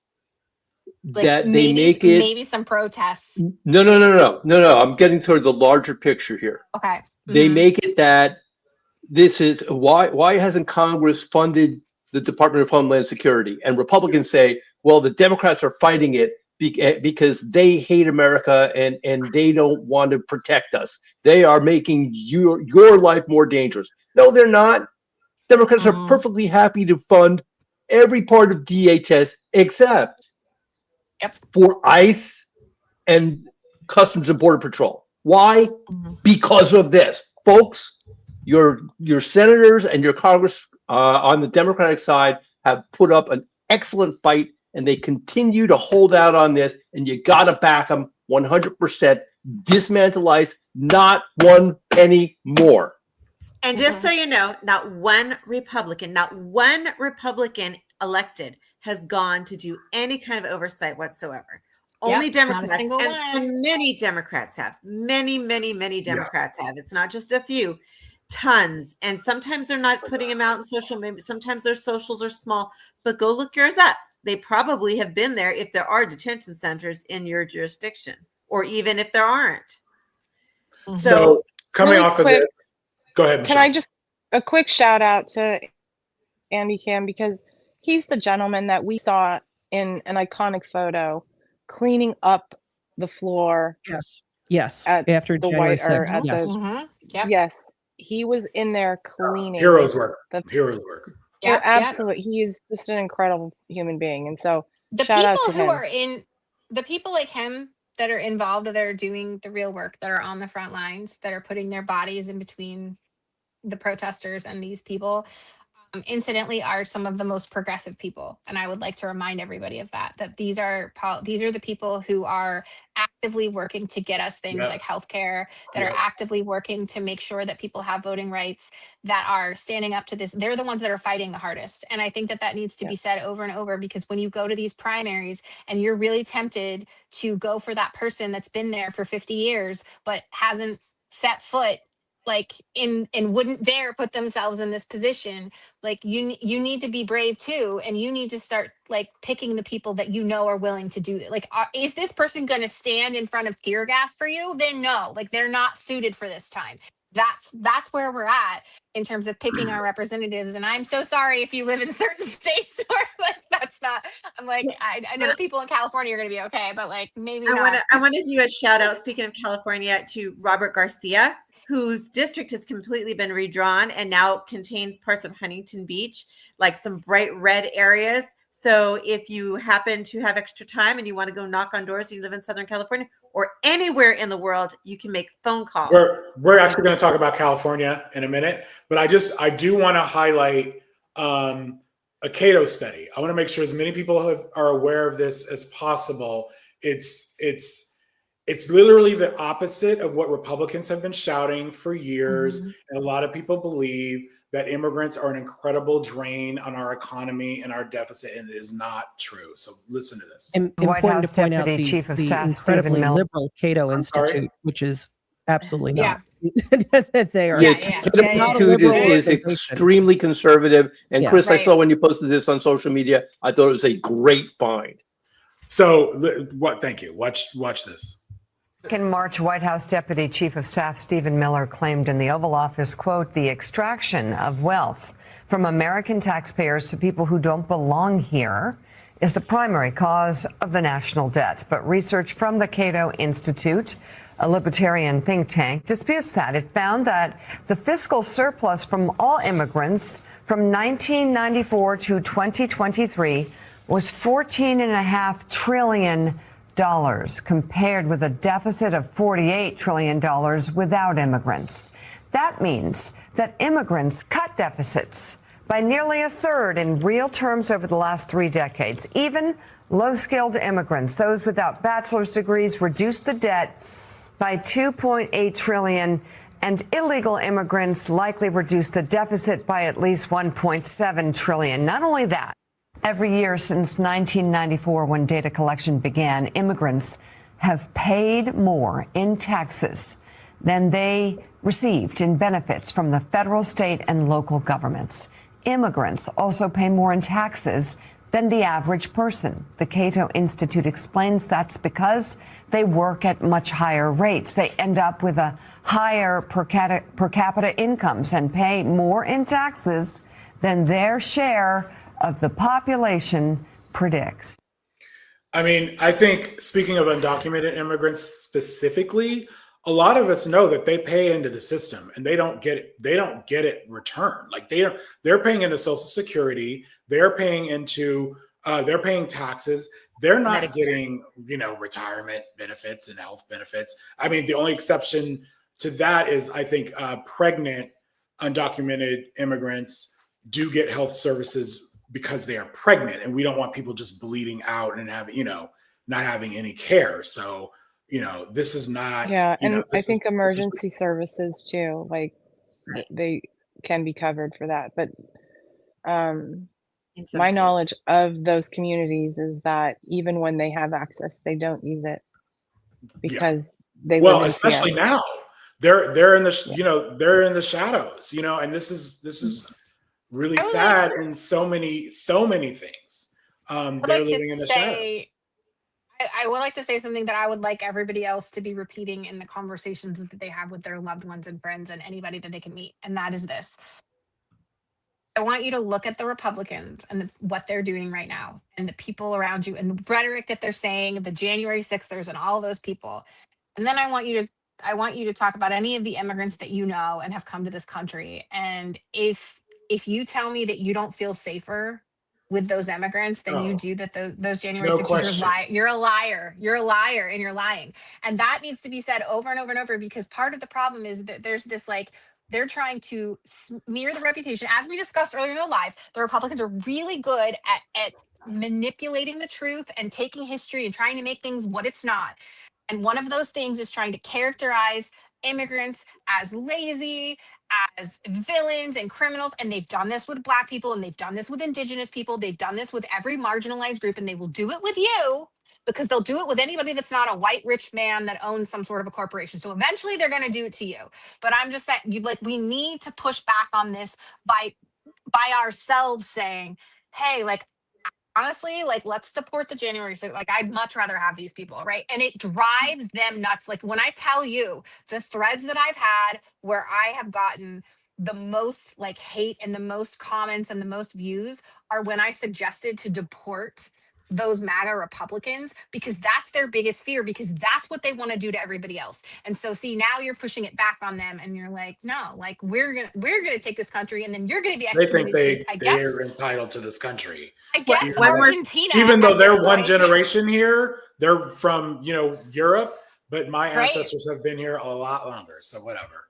And one more fact from that Cato article that I wanted to point out is that the average immigrant will pay $100,000 more per capita than a citizen. So and just to become a citizen, I know we've talked about it a lot, but I want to reiterate that to become a citizen is so expensive, and that's money we get.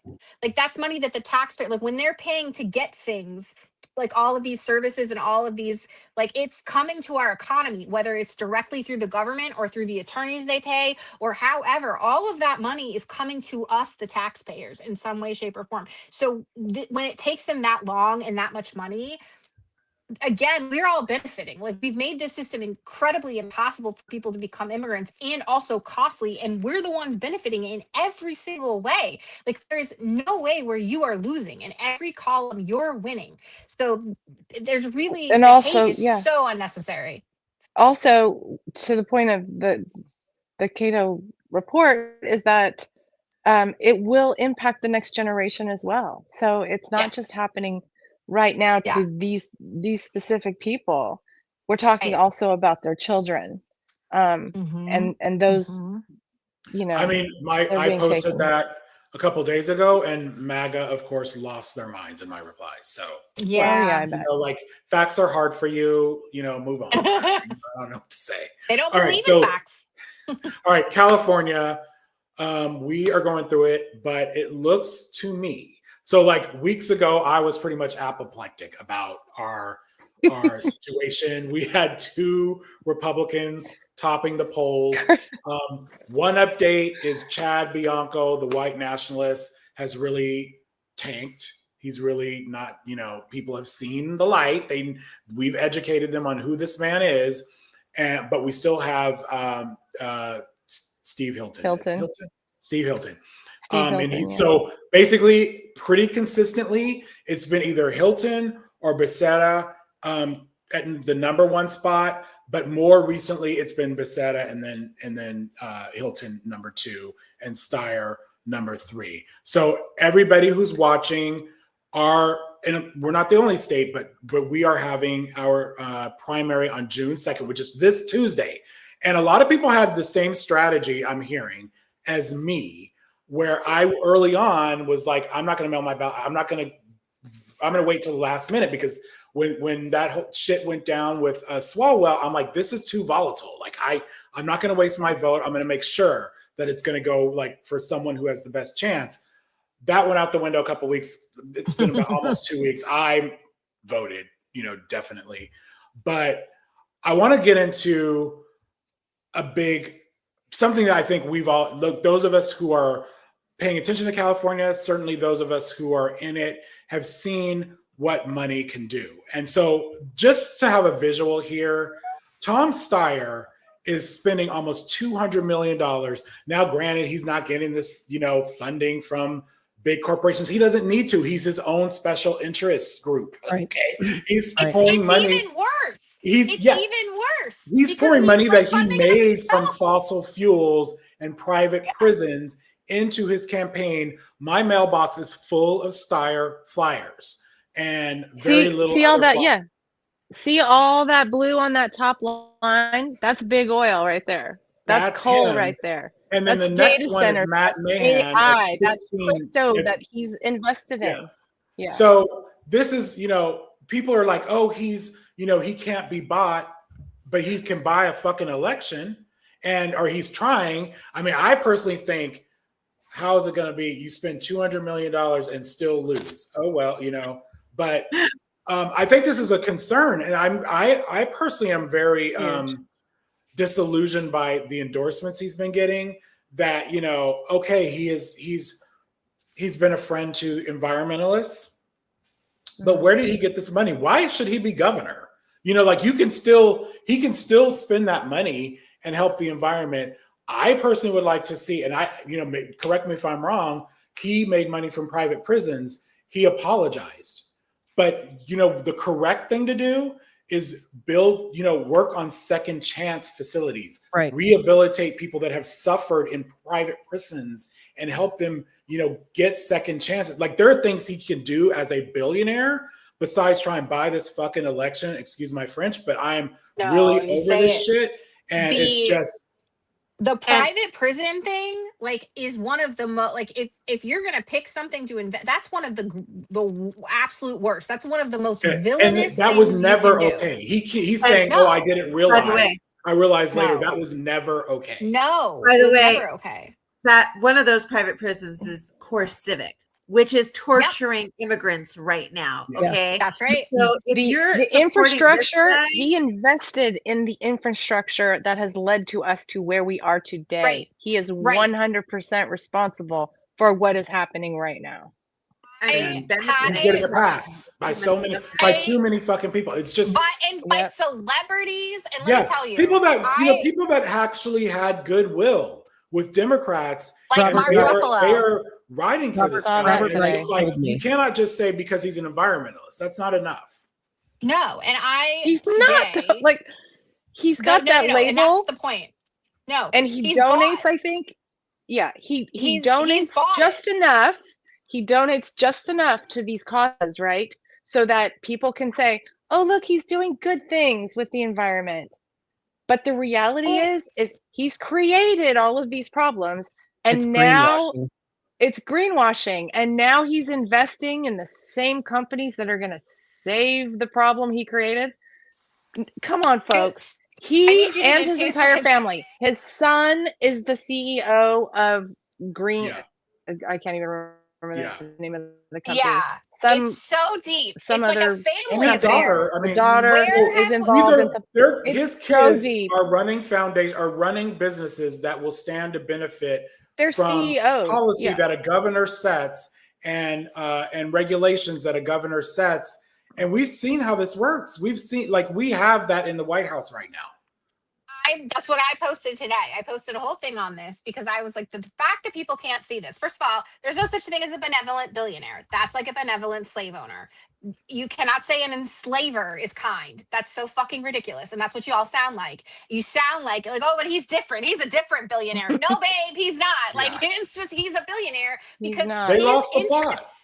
his interests are aligned with other people, and it's not you unless you're in the 1%. And as Chris just said, what I pointed out today was like, we're seeing that collusion in the White House right now. These people don't operate for you, but they have enough money that they can pretend that they do. And that's the problem. This guy could be spending his money on anything, but instead he's spending it like to a dirty campaign on lies to make himself. Million, you guys. That is absurd money. Like, think about how much it is for us to go to the to the gas station and fill up our tanks, and this guy is spending that times like infinity to get himself elected when he doesn't even need to. Like, this is so build homeless shelters with that money, right?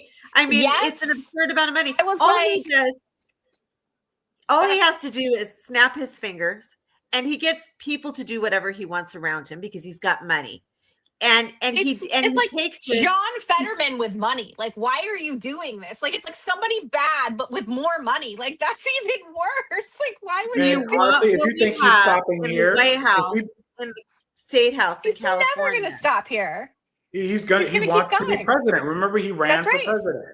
So This is the platform. I wonder if folks are aware of one of the data centers, one of the AI things that he's involved in, one of the data centers that is in Florida.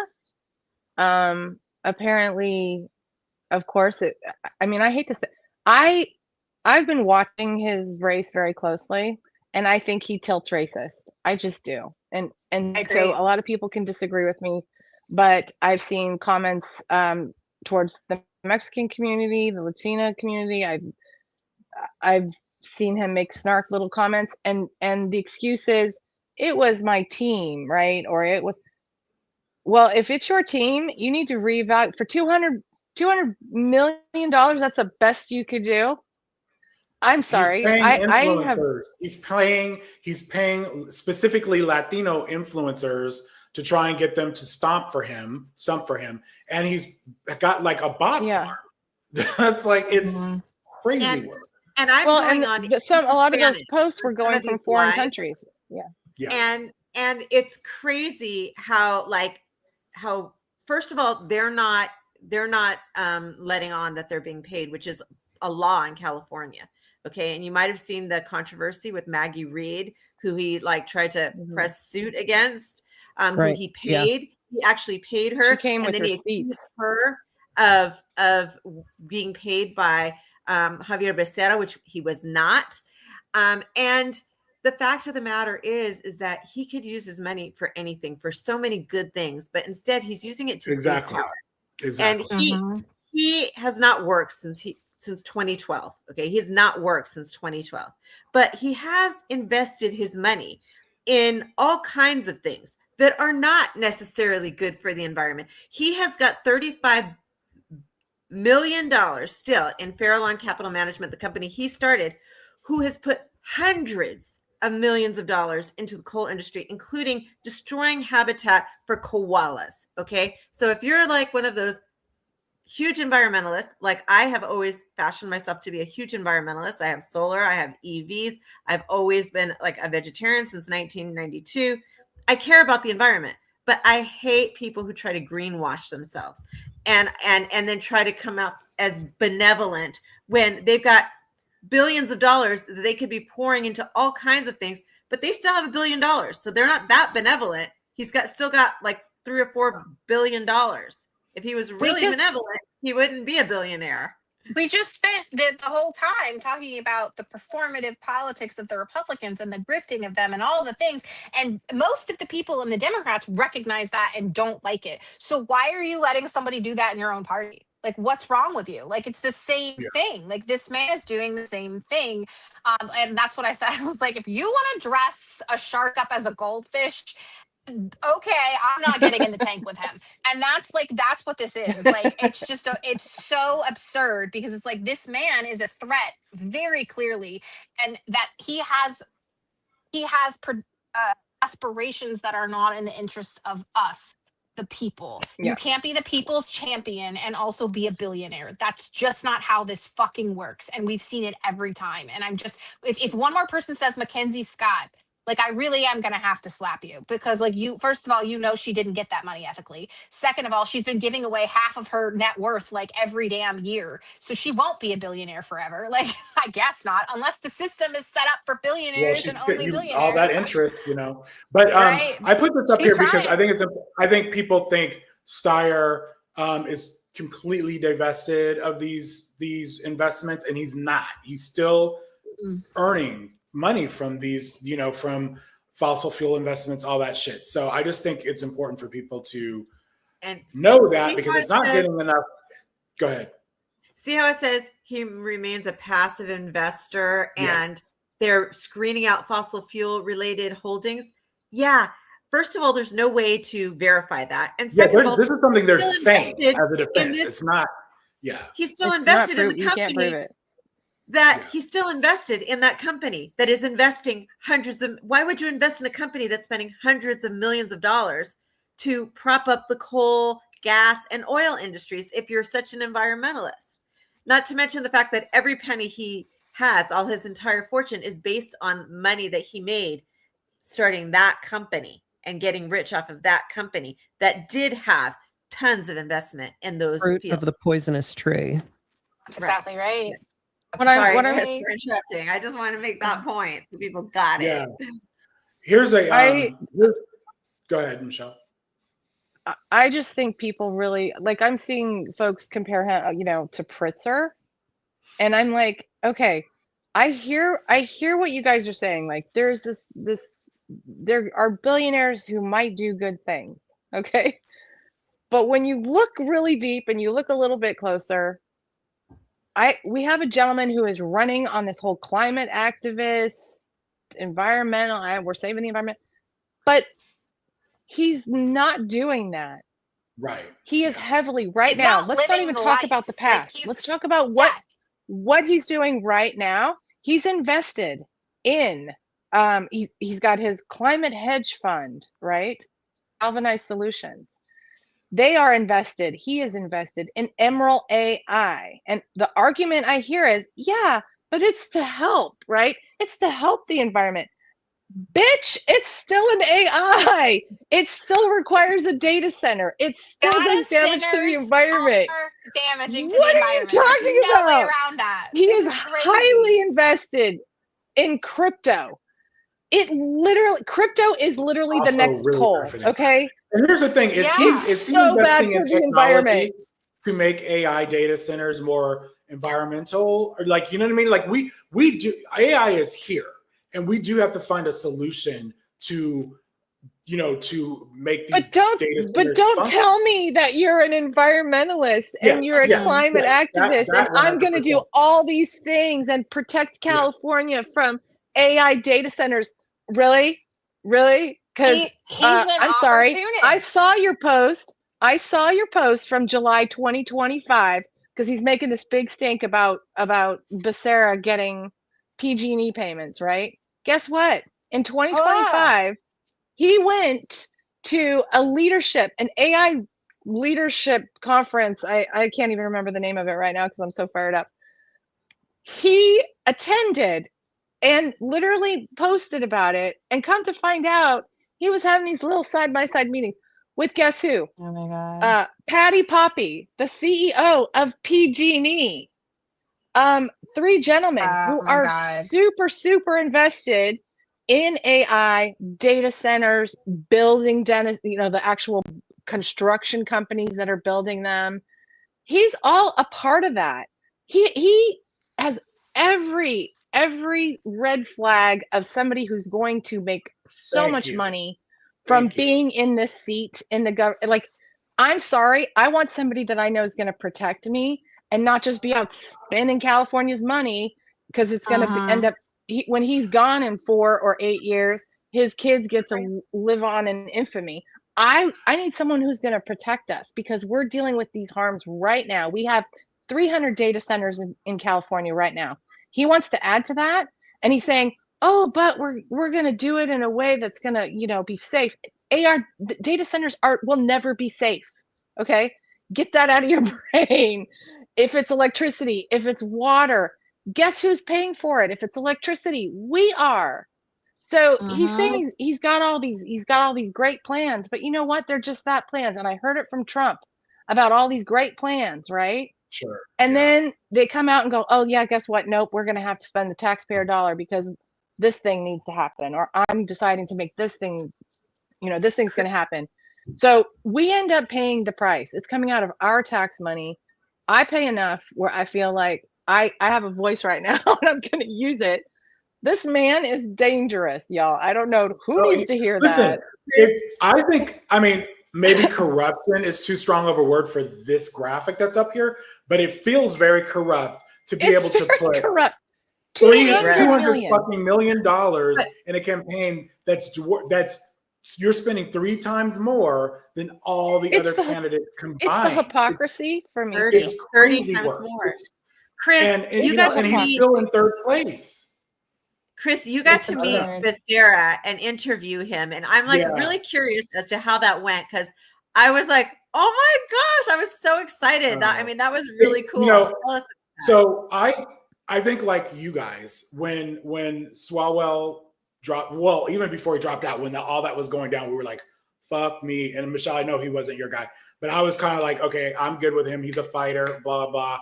And then when that was going down, I was a little bit panicked. Well, even before that, because we saw that 2 Republicans were at the top of the polling, and that weekend, right before he dropped out, but it looked like he was going to, and all the endorsements were being pulled. I was researching the other candidates. Becerra was always my number 2, and Milena, you and I had touched base on this too. He was my number 1. We were on the same page. Okay, you got it right, girl. So, but like researching him, I came away with thinking, you know what? He's a fighter too. He's just a strategic fighter. He's sued Trump more times than anyone. Just so many things. And I was like, okay. He uses the law. He uses the laws that we have, and he understands the procedures, the processes. And the thing I love the most is he's about stretching that dollar. Where can we use the money here? Where, and he's very knowledgeable. But here's the thing. I was being harmed. For me, he's so busy. Sorry, I was thinking he's so busy doing stuff that he's not like Tom Steyer. He doesn't have gazillions of dollars because he's like into private equity and private prisons, and he doesn't have all that money. If you're a public servant, you're in not his bank making the account. kind of money. This is what I'm saying. This is how you know he's working for you, because he doesn't have all that money, and because he was busy doing that, and then it was like, oh well, yeah, like he's the guy, and so he started having this. People realized that and went, oh, like yeah, he's our guy. And the only I think a lot of us came to that same conclusion that same weekend, and you could see on social, like all of us were talking about on social, like everybody was like Becerra, and it was not like that before. Like the common thing I was getting before that was, and even during that time, was like he can't break free on the polls. He's still at single digits and blah blah blah. Well, to answer Milena's question, besides, Michelle, what you were saying about the experience, about stretching the dollar, I also think he is a decent man and a man of character. Yeah, absolutely. And those are things we don't often talk about in politics. I don't get. And I feel like for me, that has become very important. Like we need decency, and I'm sick of this shit where these people are like freaks. So like, when I interviewed him, I asked him about Chevron. I was like, this is probably something he doesn't want to talk about, but I feel like we're in touch with our own social following and whatever. And that was one of the things I was getting the most pushback on, was like, he got, even in my own family, they're like, well, he took that $39,000 donation from Chevron. So I asked him about it, and he went on to truth tell. He was like, look, yeah, I did take that donation. He wasn't trying to like skirt around it, but he's like, you know why? Because I'm not a billionaire. I'm not a rich man. I need to finance a campaign. I have payroll to make. And if people want to donate to my campaign, I'm not in a position to say no. I mean, you could see where he's at on this. He's number 4. He has he's raised he spent $11.2 million versus Matt Mahan 15 point something. I have my glasses. And then Tom Matt Mahan has been completely like his campaign's been purchased by big tech. Just so you know, we knew that from the get. Like he's way at the bottom on my choices. Like I can't vote for him. And so I would say up until I got this in the mail, I was kind of like, I was like, you know what? Steyer's still my number 2. If I'm okay with him on, as on the general ballot, not anymore. And I still will say that I will vote for the Democrat because they're better than both Republicans, but I will have to take gummies or some shit to like circle. I'm taking gummies. It's really going to be hard. Tequila. Yeah. I would rather have Katie Porter, and I'm really not a fan of her, but I would rather have her than Steyer at this point. Same. But I know you guys got this. If people in California, I think everyone with his money, everyone got, now whether they paid attention to it or not, they got this flyer. And can we talk about that flyer for a minute? Yeah, let's do that. So I don't know if this shows on the screen that well, but in person, my immediate reaction was like, they made him look darker and villainous on purpose here. And I really have a problem when people use people of color and darken their skin tone to try and make them. Just did that with Jasmine Crockett. Just did that with Jasmine Crockett. And so I don't know if this strikes everyone like this, but it was my immediate reaction. Like, what the hell is this? I met this man, and this isn't even looking like the man I met. And you've seen him live on videos, photos of him. Where do you find this picture? So I'm disgusted by it. I'm absolutely disgusted by it. And I lies. Filled with lies. This is exactly what they did in Virginia, right? If y'all remember with the redistricting election that we just had, and what they did in the flyers that they sent out, and the information that they sent out that was like patently false, and that they had done all of this to try to create this, like dark cloud around Abigail Spanberger and the Democrats and what was happening. And the crazy part, that was Republicans. The crazy part is this is a Democrat. And then y'all are going to stand like eye to eye with me and tell me that he's for the people. Like, the fuck are you talking about? Like, this man is willing to lie, and he's willing to besmirch his colleague. This is a colleague. This is somebody on your team. Like, he could be fighting any of the Republicans right now, but he's fighting the person that's at the top because that's all that matters to this guy. Like, he doesn't care about democracy. Like, he doesn't care about the will of the people. He cares about influencing something because he wants to win, because these billionaires have not had to take a back seat ever because they pay for the front seat. And this is the problem. And these flyers are going to keep happening, and that's the only reason Becerra hasn't totally run away with this. Listen, I would say 90% of my flyers are Steyer flyers. Like I have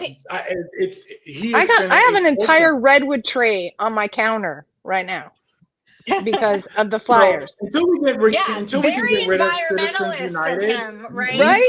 That part, we cannot have a security test for our candidates on fundraising. I mean, there should be. I think it's fair to have red lines, okay? But we're, like a private prison donating to a candidate, like I'm not voting for you. But I just think we have to accept the fact that candidates have to raise money. And if we hold them to the standard that Republicans are not being held to, we are positioning them to lose. Now, California is a very traditionally blue state, so it's hard to imagine Chad Hilton. Hey, I'm morphing them together. Steve Hilton and any of the Democrats, him beating any of them on the general, but it's not impossible. And with this kind of money, it's not. I mean, we've seen it happen. So, but I just think too many Democrats have these purity tests, and it's unrealistic to hold our candidates. And I know people are going to call me an asshole and whatever else, and whatever. I do not care. I cannot fund a candidate that I think is amazing. I just can't do it. I don't have enough money. So I need them to raise money. They have to in order to win. And it does not mean they are in the pocket of, so take Becerra, for example. He took that donation from Chevron. His history is actually suing fossil fuel companies on behalf of California. His background is actually holding California to high energy standards as Attorney General. And so he is on record of having done that. I don't see him just being like, oh, Chevron, you're going to get a pass because I'm governor now. It's just not. And I think I think people are just like, oh, he took Chevron money, it's over. Obviously, enough of us are seeing the light where we're like, you know what? You're trying to buy an election, Tom Steyer. Like, you're not buying my vote. And he's bought influencers. He is, I don't know what agreement he's making with these huge endorsements. People are saying, oh, he donated to their foundations and this kind of a thing. We're not naive. We know there's deals that are being made, but it's, no. Y'all, he paid an influencer like $50,000 to do a quick little snippet of him pulling up his socks. Like $50,000. Do you know how many kids in my community could have been fed, housed, just so people can see you pulling up your socks, boy? What are you doing? It just is so insane to me. He paid Jane Fonda's organization over $300,000, and then she endorsed him right afterwards. So, yeah, I should say, everybody on this live knows this, but what needs to be reiterated over and over again once we get past Tuesday, that we very painfully learned in 2024 and we have in other elections, is your conscience is for the primary and harm reduction is the general. Yeah. So, as bad as these things are that we're talking about right now, if we get to Wednesday and Tom Steyer won, then everybody needs to just shut the F up. No, I don't agree with that 100%. I do agree that we have to win, but I also think it's up to the winner to bring the other side over. You cannot just expect my vote, especially after this crap. He needs to make amends, okay? Let me not put my address up there. Yes. But anyway, he needs to make amends. It's not vote blue, for, no matter who. If I'm the candidate and I'm dragging, Becerra's, through hell and people are riding for Becerra, I need to come out and be like, hey, I want you in my coalition. What can I do? They have to make amends. So it's not automatic. It's not, I will come around. Luckily, we have until November to heal some wounds, but he's got to do some shit. Yeah. Sorry. We have to do some shit. I wanted to read this because I thought it was really a really good way to phrase this. And they were talking about the leftists that are upset about Steyer not getting enough love and that people are coming for him. And this person's like, online leftists treating Steyer versus Becerra like 2016 again. It's not Bernie versus Hillary. It's an oligarch who just discovered leftism versus a guy who's been calling for single payer since the 90s, created the Bureau of Environmental Justice, and led the first ever Medicare drug price negotiations. These are facts. Facts. This guy has a storied history of public service. Is he perfect? No one is. That's the point. But he shows up consistently for you, the people, versus this dude that's gotta catch them all because he wants to be president. That's why he's here. He's not here for you. He's not put in the work. And this is the problem with Nepo babies and rich people, is that they show up and create pharmaceutical companies or makeup companies or whatever the hell, because they can do whatever they want because they have all the money, but they didn't put the work in and the experience in, and they don't have the integrity and they don't have the commitment for you.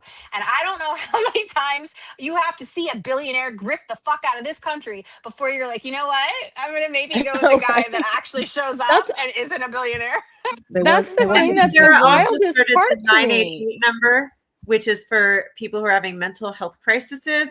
He also defended DACA recipients. He defended reproductive health care again and again, and did a lot for reproductive health care while he was while he was Secretary of Health and Human Services for 4 years, where he had a budget 4 times the size of California's budget and balanced it every single year.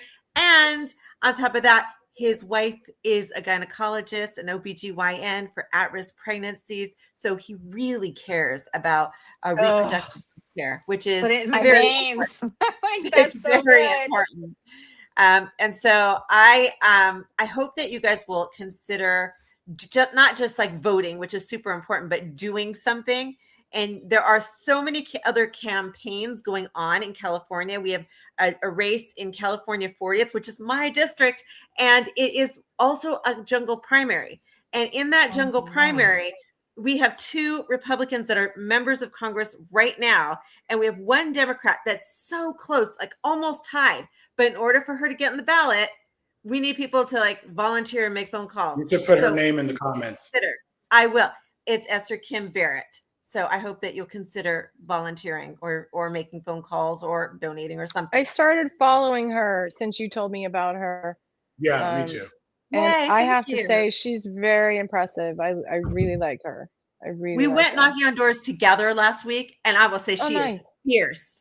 She was like stopping people on the street and like talking to people and having these like really hardcore conversations, really honest, And that's what we need. That's what we need, especially in that area. Woo, that area. Taken an ethics pledge where she won't run for more than 12 years. She won't accept PAC money. She pledges to support term limits and a lot of other good stuff. She won't hold stocks while she's in Congress or trade them. So good candidate, I think. I love that. Well, y'all, we're way over 2 hours. So I want to say one more thing. Sorry, because I wanted to say it earlier and I didn't get in. While we were on the live, I don't know if this story broke earlier, but it broke on Instagram while we were on the live of the $9.7 billion Pentagon contract went to Dell after Trump acquires stock. So, like, as we were literally discussing the collusion in this man investing in stocks, and then once again, here's another company. And part of the problem is that it's companies that you know, like Apple and Dell, and these products that you own, and you're like, well, yeah, they're bad because they're companies, but I like, like how bad can they be? Like they're not based in Russia. Like it's still a quid pro quo. Like it's still him expanding his financial portfolio. He is basing contracts for our military on companies that he's getting, like that he's bought stock into, that will do his bidding. That makes total sense after the press conference with Michael Dell and Trump, and I'm going to give away all this money, and I'm going to make you look good, and in return, I'm going to get this contract. There you go. Yeah. Let's, before we go, let's play one more video. Let's play one more video. We're talking about corruption. Let's highlight this slush fund, because I don't think I know we're all like, what the fuck, but I don't think people are upset enough about this shit. So Can I say one real quick thing just super fast about California? Yeah. Spencer Pratt is not the man, y'all. Don't do it. Oh my God. Anyways, go ahead. Next. Oh, next. You know what? Wait a minute. Oh, we want to talk about him for a that. second? We have to. We can't not do it. Oh yeah, I almost forgot. Okay, so give me 1 second. I could see why you would want to forget. Yes. I know. I need everybody to see this, because while you're pulling it up, let me get it. Yeah. Or do you have it ready? Okay, go ahead. I have it. For the over 40,000 homeless in Los Angeles. Yeah, they're not homeless. They're drug addicts. Most of these people are addicted to fentanyl and meth. This isn't Spencer making it up. Are you saying they don't have homes? There is places for all of these people to sleep in LA. No matter what anybody tells you, we have housing and shelter for everyone. So I'm gonna highlight some things here. Did you hear how he said there's places for everyone to sleep? We have shelter for everyone. Remember that. That's living on the street. They are choosing to be on the street because they want to do drugs. They don't want rules. They don't want to listen. They want to have animals to abuse. This idea that they're forced on the street right now is a lie that our city is perpetuating. We've paid $24 billion to house these 40,000 people. There's spots for all of these people. They are choosing, because they're an addict, and you can do fentanyl and super meth on the sidewalk with no repercussions. These places are not as, they have to follow some rules. You can't torture a dog in some of these houses. You can't just attack people. You can't just be naked. Where are you going to move? Well, I just released a 9-minute video, so you can. I think I saw your video. Yeah, so it's very detailed. But it's going to take time to build the facility and money. No. How fast do you? Why do you need to build a facility if you said there's already places to house all of these people and they just don't want to live inside? This is like, if you don't have to research this fool, just listen to what comes out of his mouth. I think you can do it. These people can literally, I went to Washington and I saw miles of the most insane prefabricated housing and building. I asked all the CEOs of these companies, say, how long does this take? I met with FEMA and HUD, 3 days. 3 days. And all of this is cheaper than trying to take over, kick senior citizens out of their buildings. Is what happens. They kick them out, and then the NGOs come in and they spend 4 years. This is LA. This is LA's timetable. Where is this facility going to be? It's on beautiful federal land property. Where, in LA County? Well, when I'm mayor, I'll go meet with the federal government and I'll get the property. Right now, I'm just running, so I can't give you the exact address because I don't have the legal responsibility to go represent Los Angeles and say, can I have this land? But when I'm mayor, I promise you, because we have the Olympics coming and everybody in the government wants LA to be the #1 most beautiful city, they will work with me to give me the land I need. So you're going to move these 40,000 people somewhere and you're going to have this facility up in, you said how long? Here's what you got to realize. 90 days? Let me explain something. These 40,000 people, 60% of them, City Watch just announced this week, are not from Los Angeles. They're not from California. These people have been busted by scam rehabs, scam NGOs, scam homeless nonprofits. These people, when I unplug them and say, we're not taking our tax money anymore, they're all going to Seattle, where the mayor will welcome them. These are products to a lot of people. So the people that want to keep doing drugs and live on the sidewalk, a lot of these people are going to leave. The other ones, there's a lot of criminals. There's people that are getting naked in front of kids. They're going to jail. The people that are torturing animals, they're going to jail. Are they so not under this everyone goes in the administration? same box. So we have the money, we have the resources, and we have the facilities.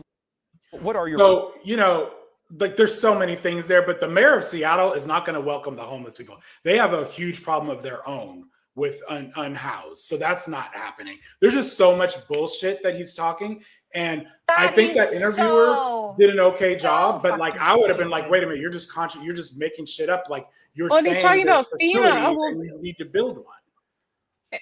Like you said, he's saying we have the facility, we have all the housing, but then you're saying you want these tiny homes or whatever. I'm sorry, dude, you literally just said we have the facilities, but you need more facilities. And now you're saying that FEMA, you're going to access FEMA to pay for it? Good luck, brother. Like, so Trump's going to help you. He hasn't helped anyone else. Why would he help you? Because you're Spencer Pratt? He's saying the same things that Trump said in 2015 and 2016. And the fact that people can't see that this guy, not only is he so fucking stupid, he's unoriginal. Like he can't even come up with his own grift. He's like, well, I guess I'll just stick with this. Stupid. Don't vote for him. Like I'll just go. And now she's changing her mind and backing up on that because they've paid her so much because he's too bad. Because it's like any other MAGA grift, right? Like once they realize that you're on team MAGA and you're willing to forego facts, reason, and morality, people are like, yeah, let's do it. It's a grift. And grifters got to grift together. But he's repeating those same things of these promises of I can make this thing that's not possible happen. Like Mexico's going to pay for it. Like all these promises that are so far away that sound like, I guess, nice to people who don't understand things. I hear that and I go, look, you're a fucking moron. But I guess other people hear it and go, oh, like, well, that sounds great anyway. But he doesn't ever have any intent to implement it at all. And I don't live in California. I'll be honest. I live on the East Coast, but I'll be damned. Like you absolutely cannot. You cannot do this. Not the second largest. I mean, I can't imagine anybody voting for this moron. I think it's really important because a lot of people on social are saying, oh, his followers are bots and this, that, and the other thing. I live in LA, and if you look, you see his signs on the west side of LA. A lot of people are writing for this guy.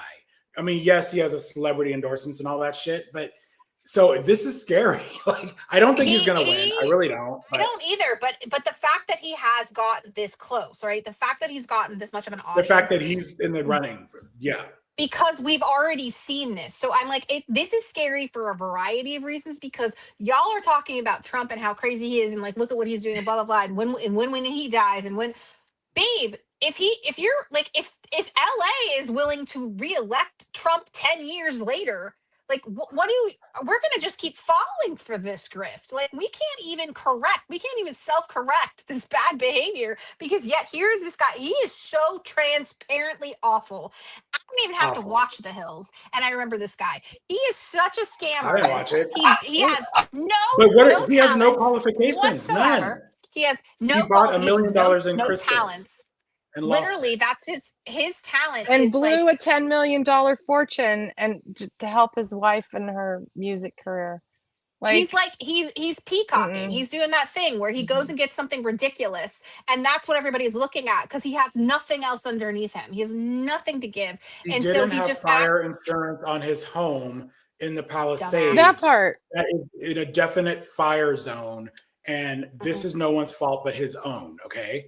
And then he's not taking that responsibility, which again, like, and he's a conspiracy theorist. He doesn't believe in Sandy Hook. You're evil. Like, he thought the Mayan calendar end of the world thing was going to come true, and so tried to Brewster's Millions get rid of all of his money before the Mayan apocalypse of 2012. So if I meet you and you tell me you voted for Pratt, like, we can't be friends. I'm sorry. I didn't slap you around. like way worse. This is worse than like dumber than him to vote for him. I mean, you really. This is worse. I feel like this is worse than RFK Jr. almost. You know, like in some ways, I think it's worse than voting for Trump, because at least people had some reasoning, like whether it was flawed or not is, But like, what is your reason for this guy's running on grievance politics? But he has nothing else. Like, that's it. Like, nothing. No policy. No qualifications. I mean, I just, and he contradicts himself in just a simple interview. He really is like Trump again. He's a failed reality star, like, that has no political experience, that actually isn't good with finance at all, but just makes these grandiose claims and that's what, if you put on enough designer stuff and you know enough people, then you can pretend and cosplay. This is exactly the same thing. Like, how? But wait, it's not cosplay. It's not cosplay when you have a deal to produce another reality show called The Mayor. Yes. Yeah. Right. Just saying. I'm just like, look, if I wanted attention, if I cared enough about attention, I wish I did, because like, it's so damn easy to step out as a Republican and just take all of your fucking money. Like, these people have no discernible skills whatsoever. They're just loud. They're just loud and obnoxious. Like, and maybe they can put on a bikini, or maybe they can put on a designer suit and hoard some $1 million crystals, like, whatever. There is just absolutely nothing of substance there. And I'm embarrassed. I'm thoroughly embarrassed, not just for LA, but the fact that people cannot see this pattern right before their fucking eyes. It's almost like we deserve it. It's almost like I'm embarrassed for LA. I am. I'm whoever sorry. running the simulation has gone too far. Like, this is too far. Like, we can't. Agreed. Can't do it. This is gonna send me over the edge. I wish you would have had there's a meme going around of him holding, it's real, of him holding these big giant crystals. Crystals. Like the solution to everything. Oh my God. Okay, one last video, you guys. This will make, if you are a Steyer supporter, you're not going to like this one, but if you're a Becerra supporter, you will. So let's. Okay. And I'm sorry. Too bad. Clearly, there are a lot of Democrats, and we see this in the PPIC poll, have held on to their ballots because they weren't sure about whether or not they're going to be locked out of the top two. Remember, that was the narrative for such a long time. When we talked about it, the media talked about it, the possibility of 2 Republicans finishing 1 and 2 because there were 8 Democrats running could split up the vote. Well, a lot of Democrats still believe that. The party no longer believes that. Rusty Hicks, the chair of the California Democratic Party, says, no, we will have a Democrat in the top 2. But a lot of Democrats were waiting to see who they should vote for to make sure they had somebody in that top 2. And this is the guy that they went to, Javier Becerra. Keep in mind, it was just over 2 months ago. He was polling so poorly that he was not going to be included in the USC debate. Now, Tom Steyer is the guy who's closest to him. Remember, Steyer's not trying to catch Becerra. He's actually trying to catch Steve Hilton, the Republican, he's 5 points behind. He's hoping to get in the number 2 slot so he can go mano-a-mano with Becerra in the fall. I understand Tom Steyer has 2 more hit pieces out today attacking Javier Becerra. I think it's too late. He should save his money. I love that part. I think it's too late. He should save his money. That says it all. I think it's too late. It is. I mean, he's number 3 and not even close. I mean, this is not an election result, but if it were, it's a blowout. Can I also ask a question? What happened to how old is he? Huh? Old is Tom Steyer? Oh, he's the same age as Becerra, which is 60. I don't remember. In his mid 60s, I want to say, or late 60s. Do you guys know? Man, much older. Evil. No, really they're the same age. Evil really does age you. Okay, never mind. Okay, that's what my question was like, why does he look so much older? But I got my answer. Thank you. And so everybody vote. And can we talk a little bit about maybe go to a Dropbox and not necessarily the post office at this point? Yeah. Because the yes, you need to do that. He's 58 years old. Yeah, the Trump administration said that they might not be postmarking on the day of.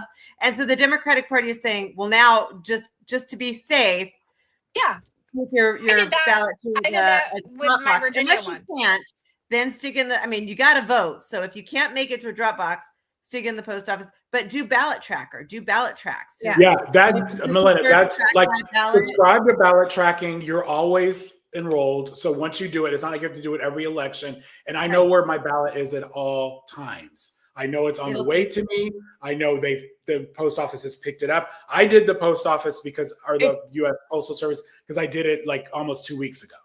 If you go to the post office, I got a text 2 days later. What's that? If you go to the post office, you can ask them to postmark your envelope. Right. So even the if day you're going to go to I wouldn't. I would not just drop it in a mailbox. I would take it in and also process it. Even the drop boxes, please make sure they're in a secure location. Do not in LA. I can't speak to other counties, but in LA County, we have some that are, even if there's a library, it'll be on literally the street corner by a bus stop. And people, pranksters put soda in there and dog shit.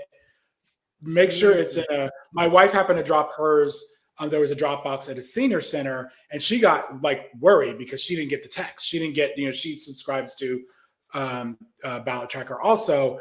And so she actually called the senior center and they're like, well, it was picked up. She didn't get the text. So she was upset. So she contacted LA County and they said, yes, yours was picked up on the 23rd.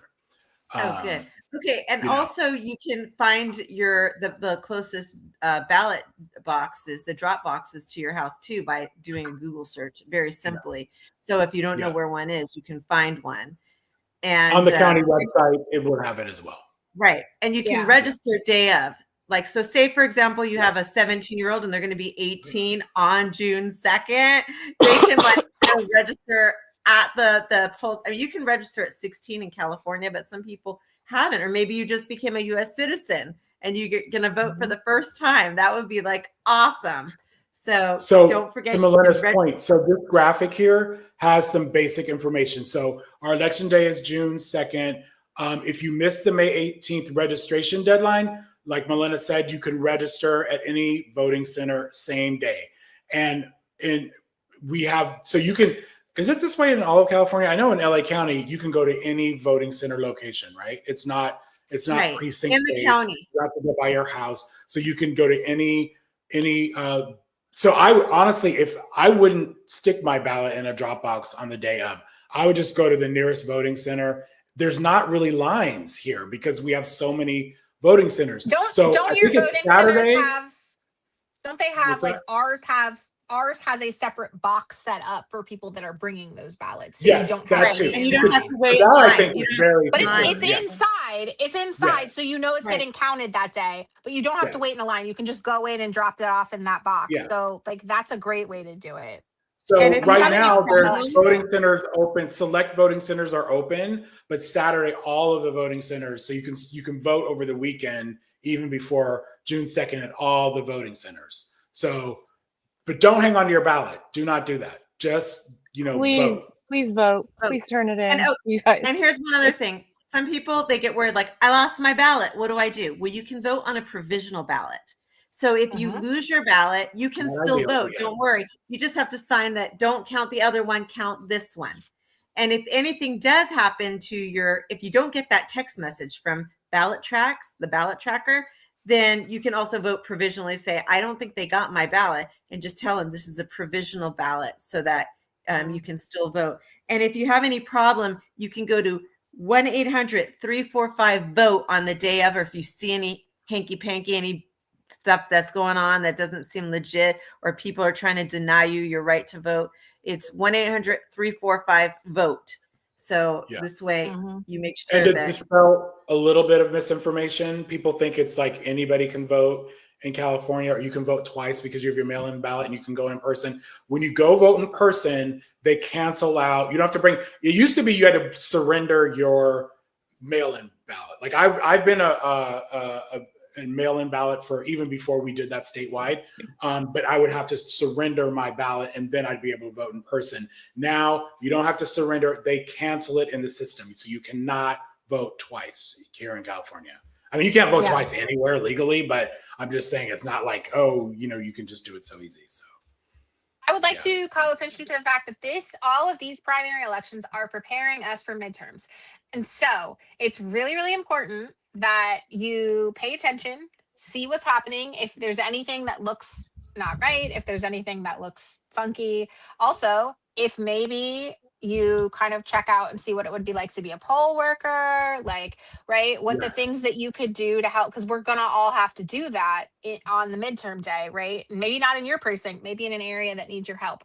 So I think that this is a really good, even if you feel like, all my candidates have it in the bag or whatever, this is a fact-finding mission for you as well. Like, you are doing recon and figuring out what's running smoothly, what's not, how do we improve things for midterms? How do we get that voter turnout higher?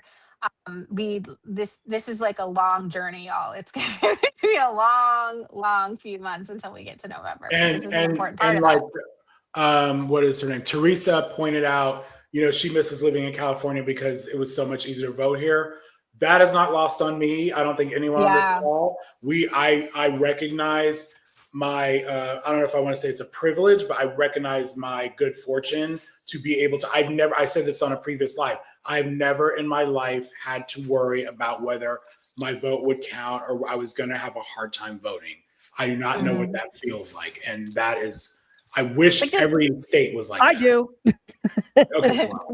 Registering same day. Chris, you made my point. Y'all fancy in California. Registering same day is such a privilege and so awesome that y'all have that. And that is what we should all have. That should be available to everyone. I have another Red story. states have prevented that. So when we changed to the computerized voting machines, because before it was like you stuck your pin in the little thing and whatever. I was like, I don't know about this.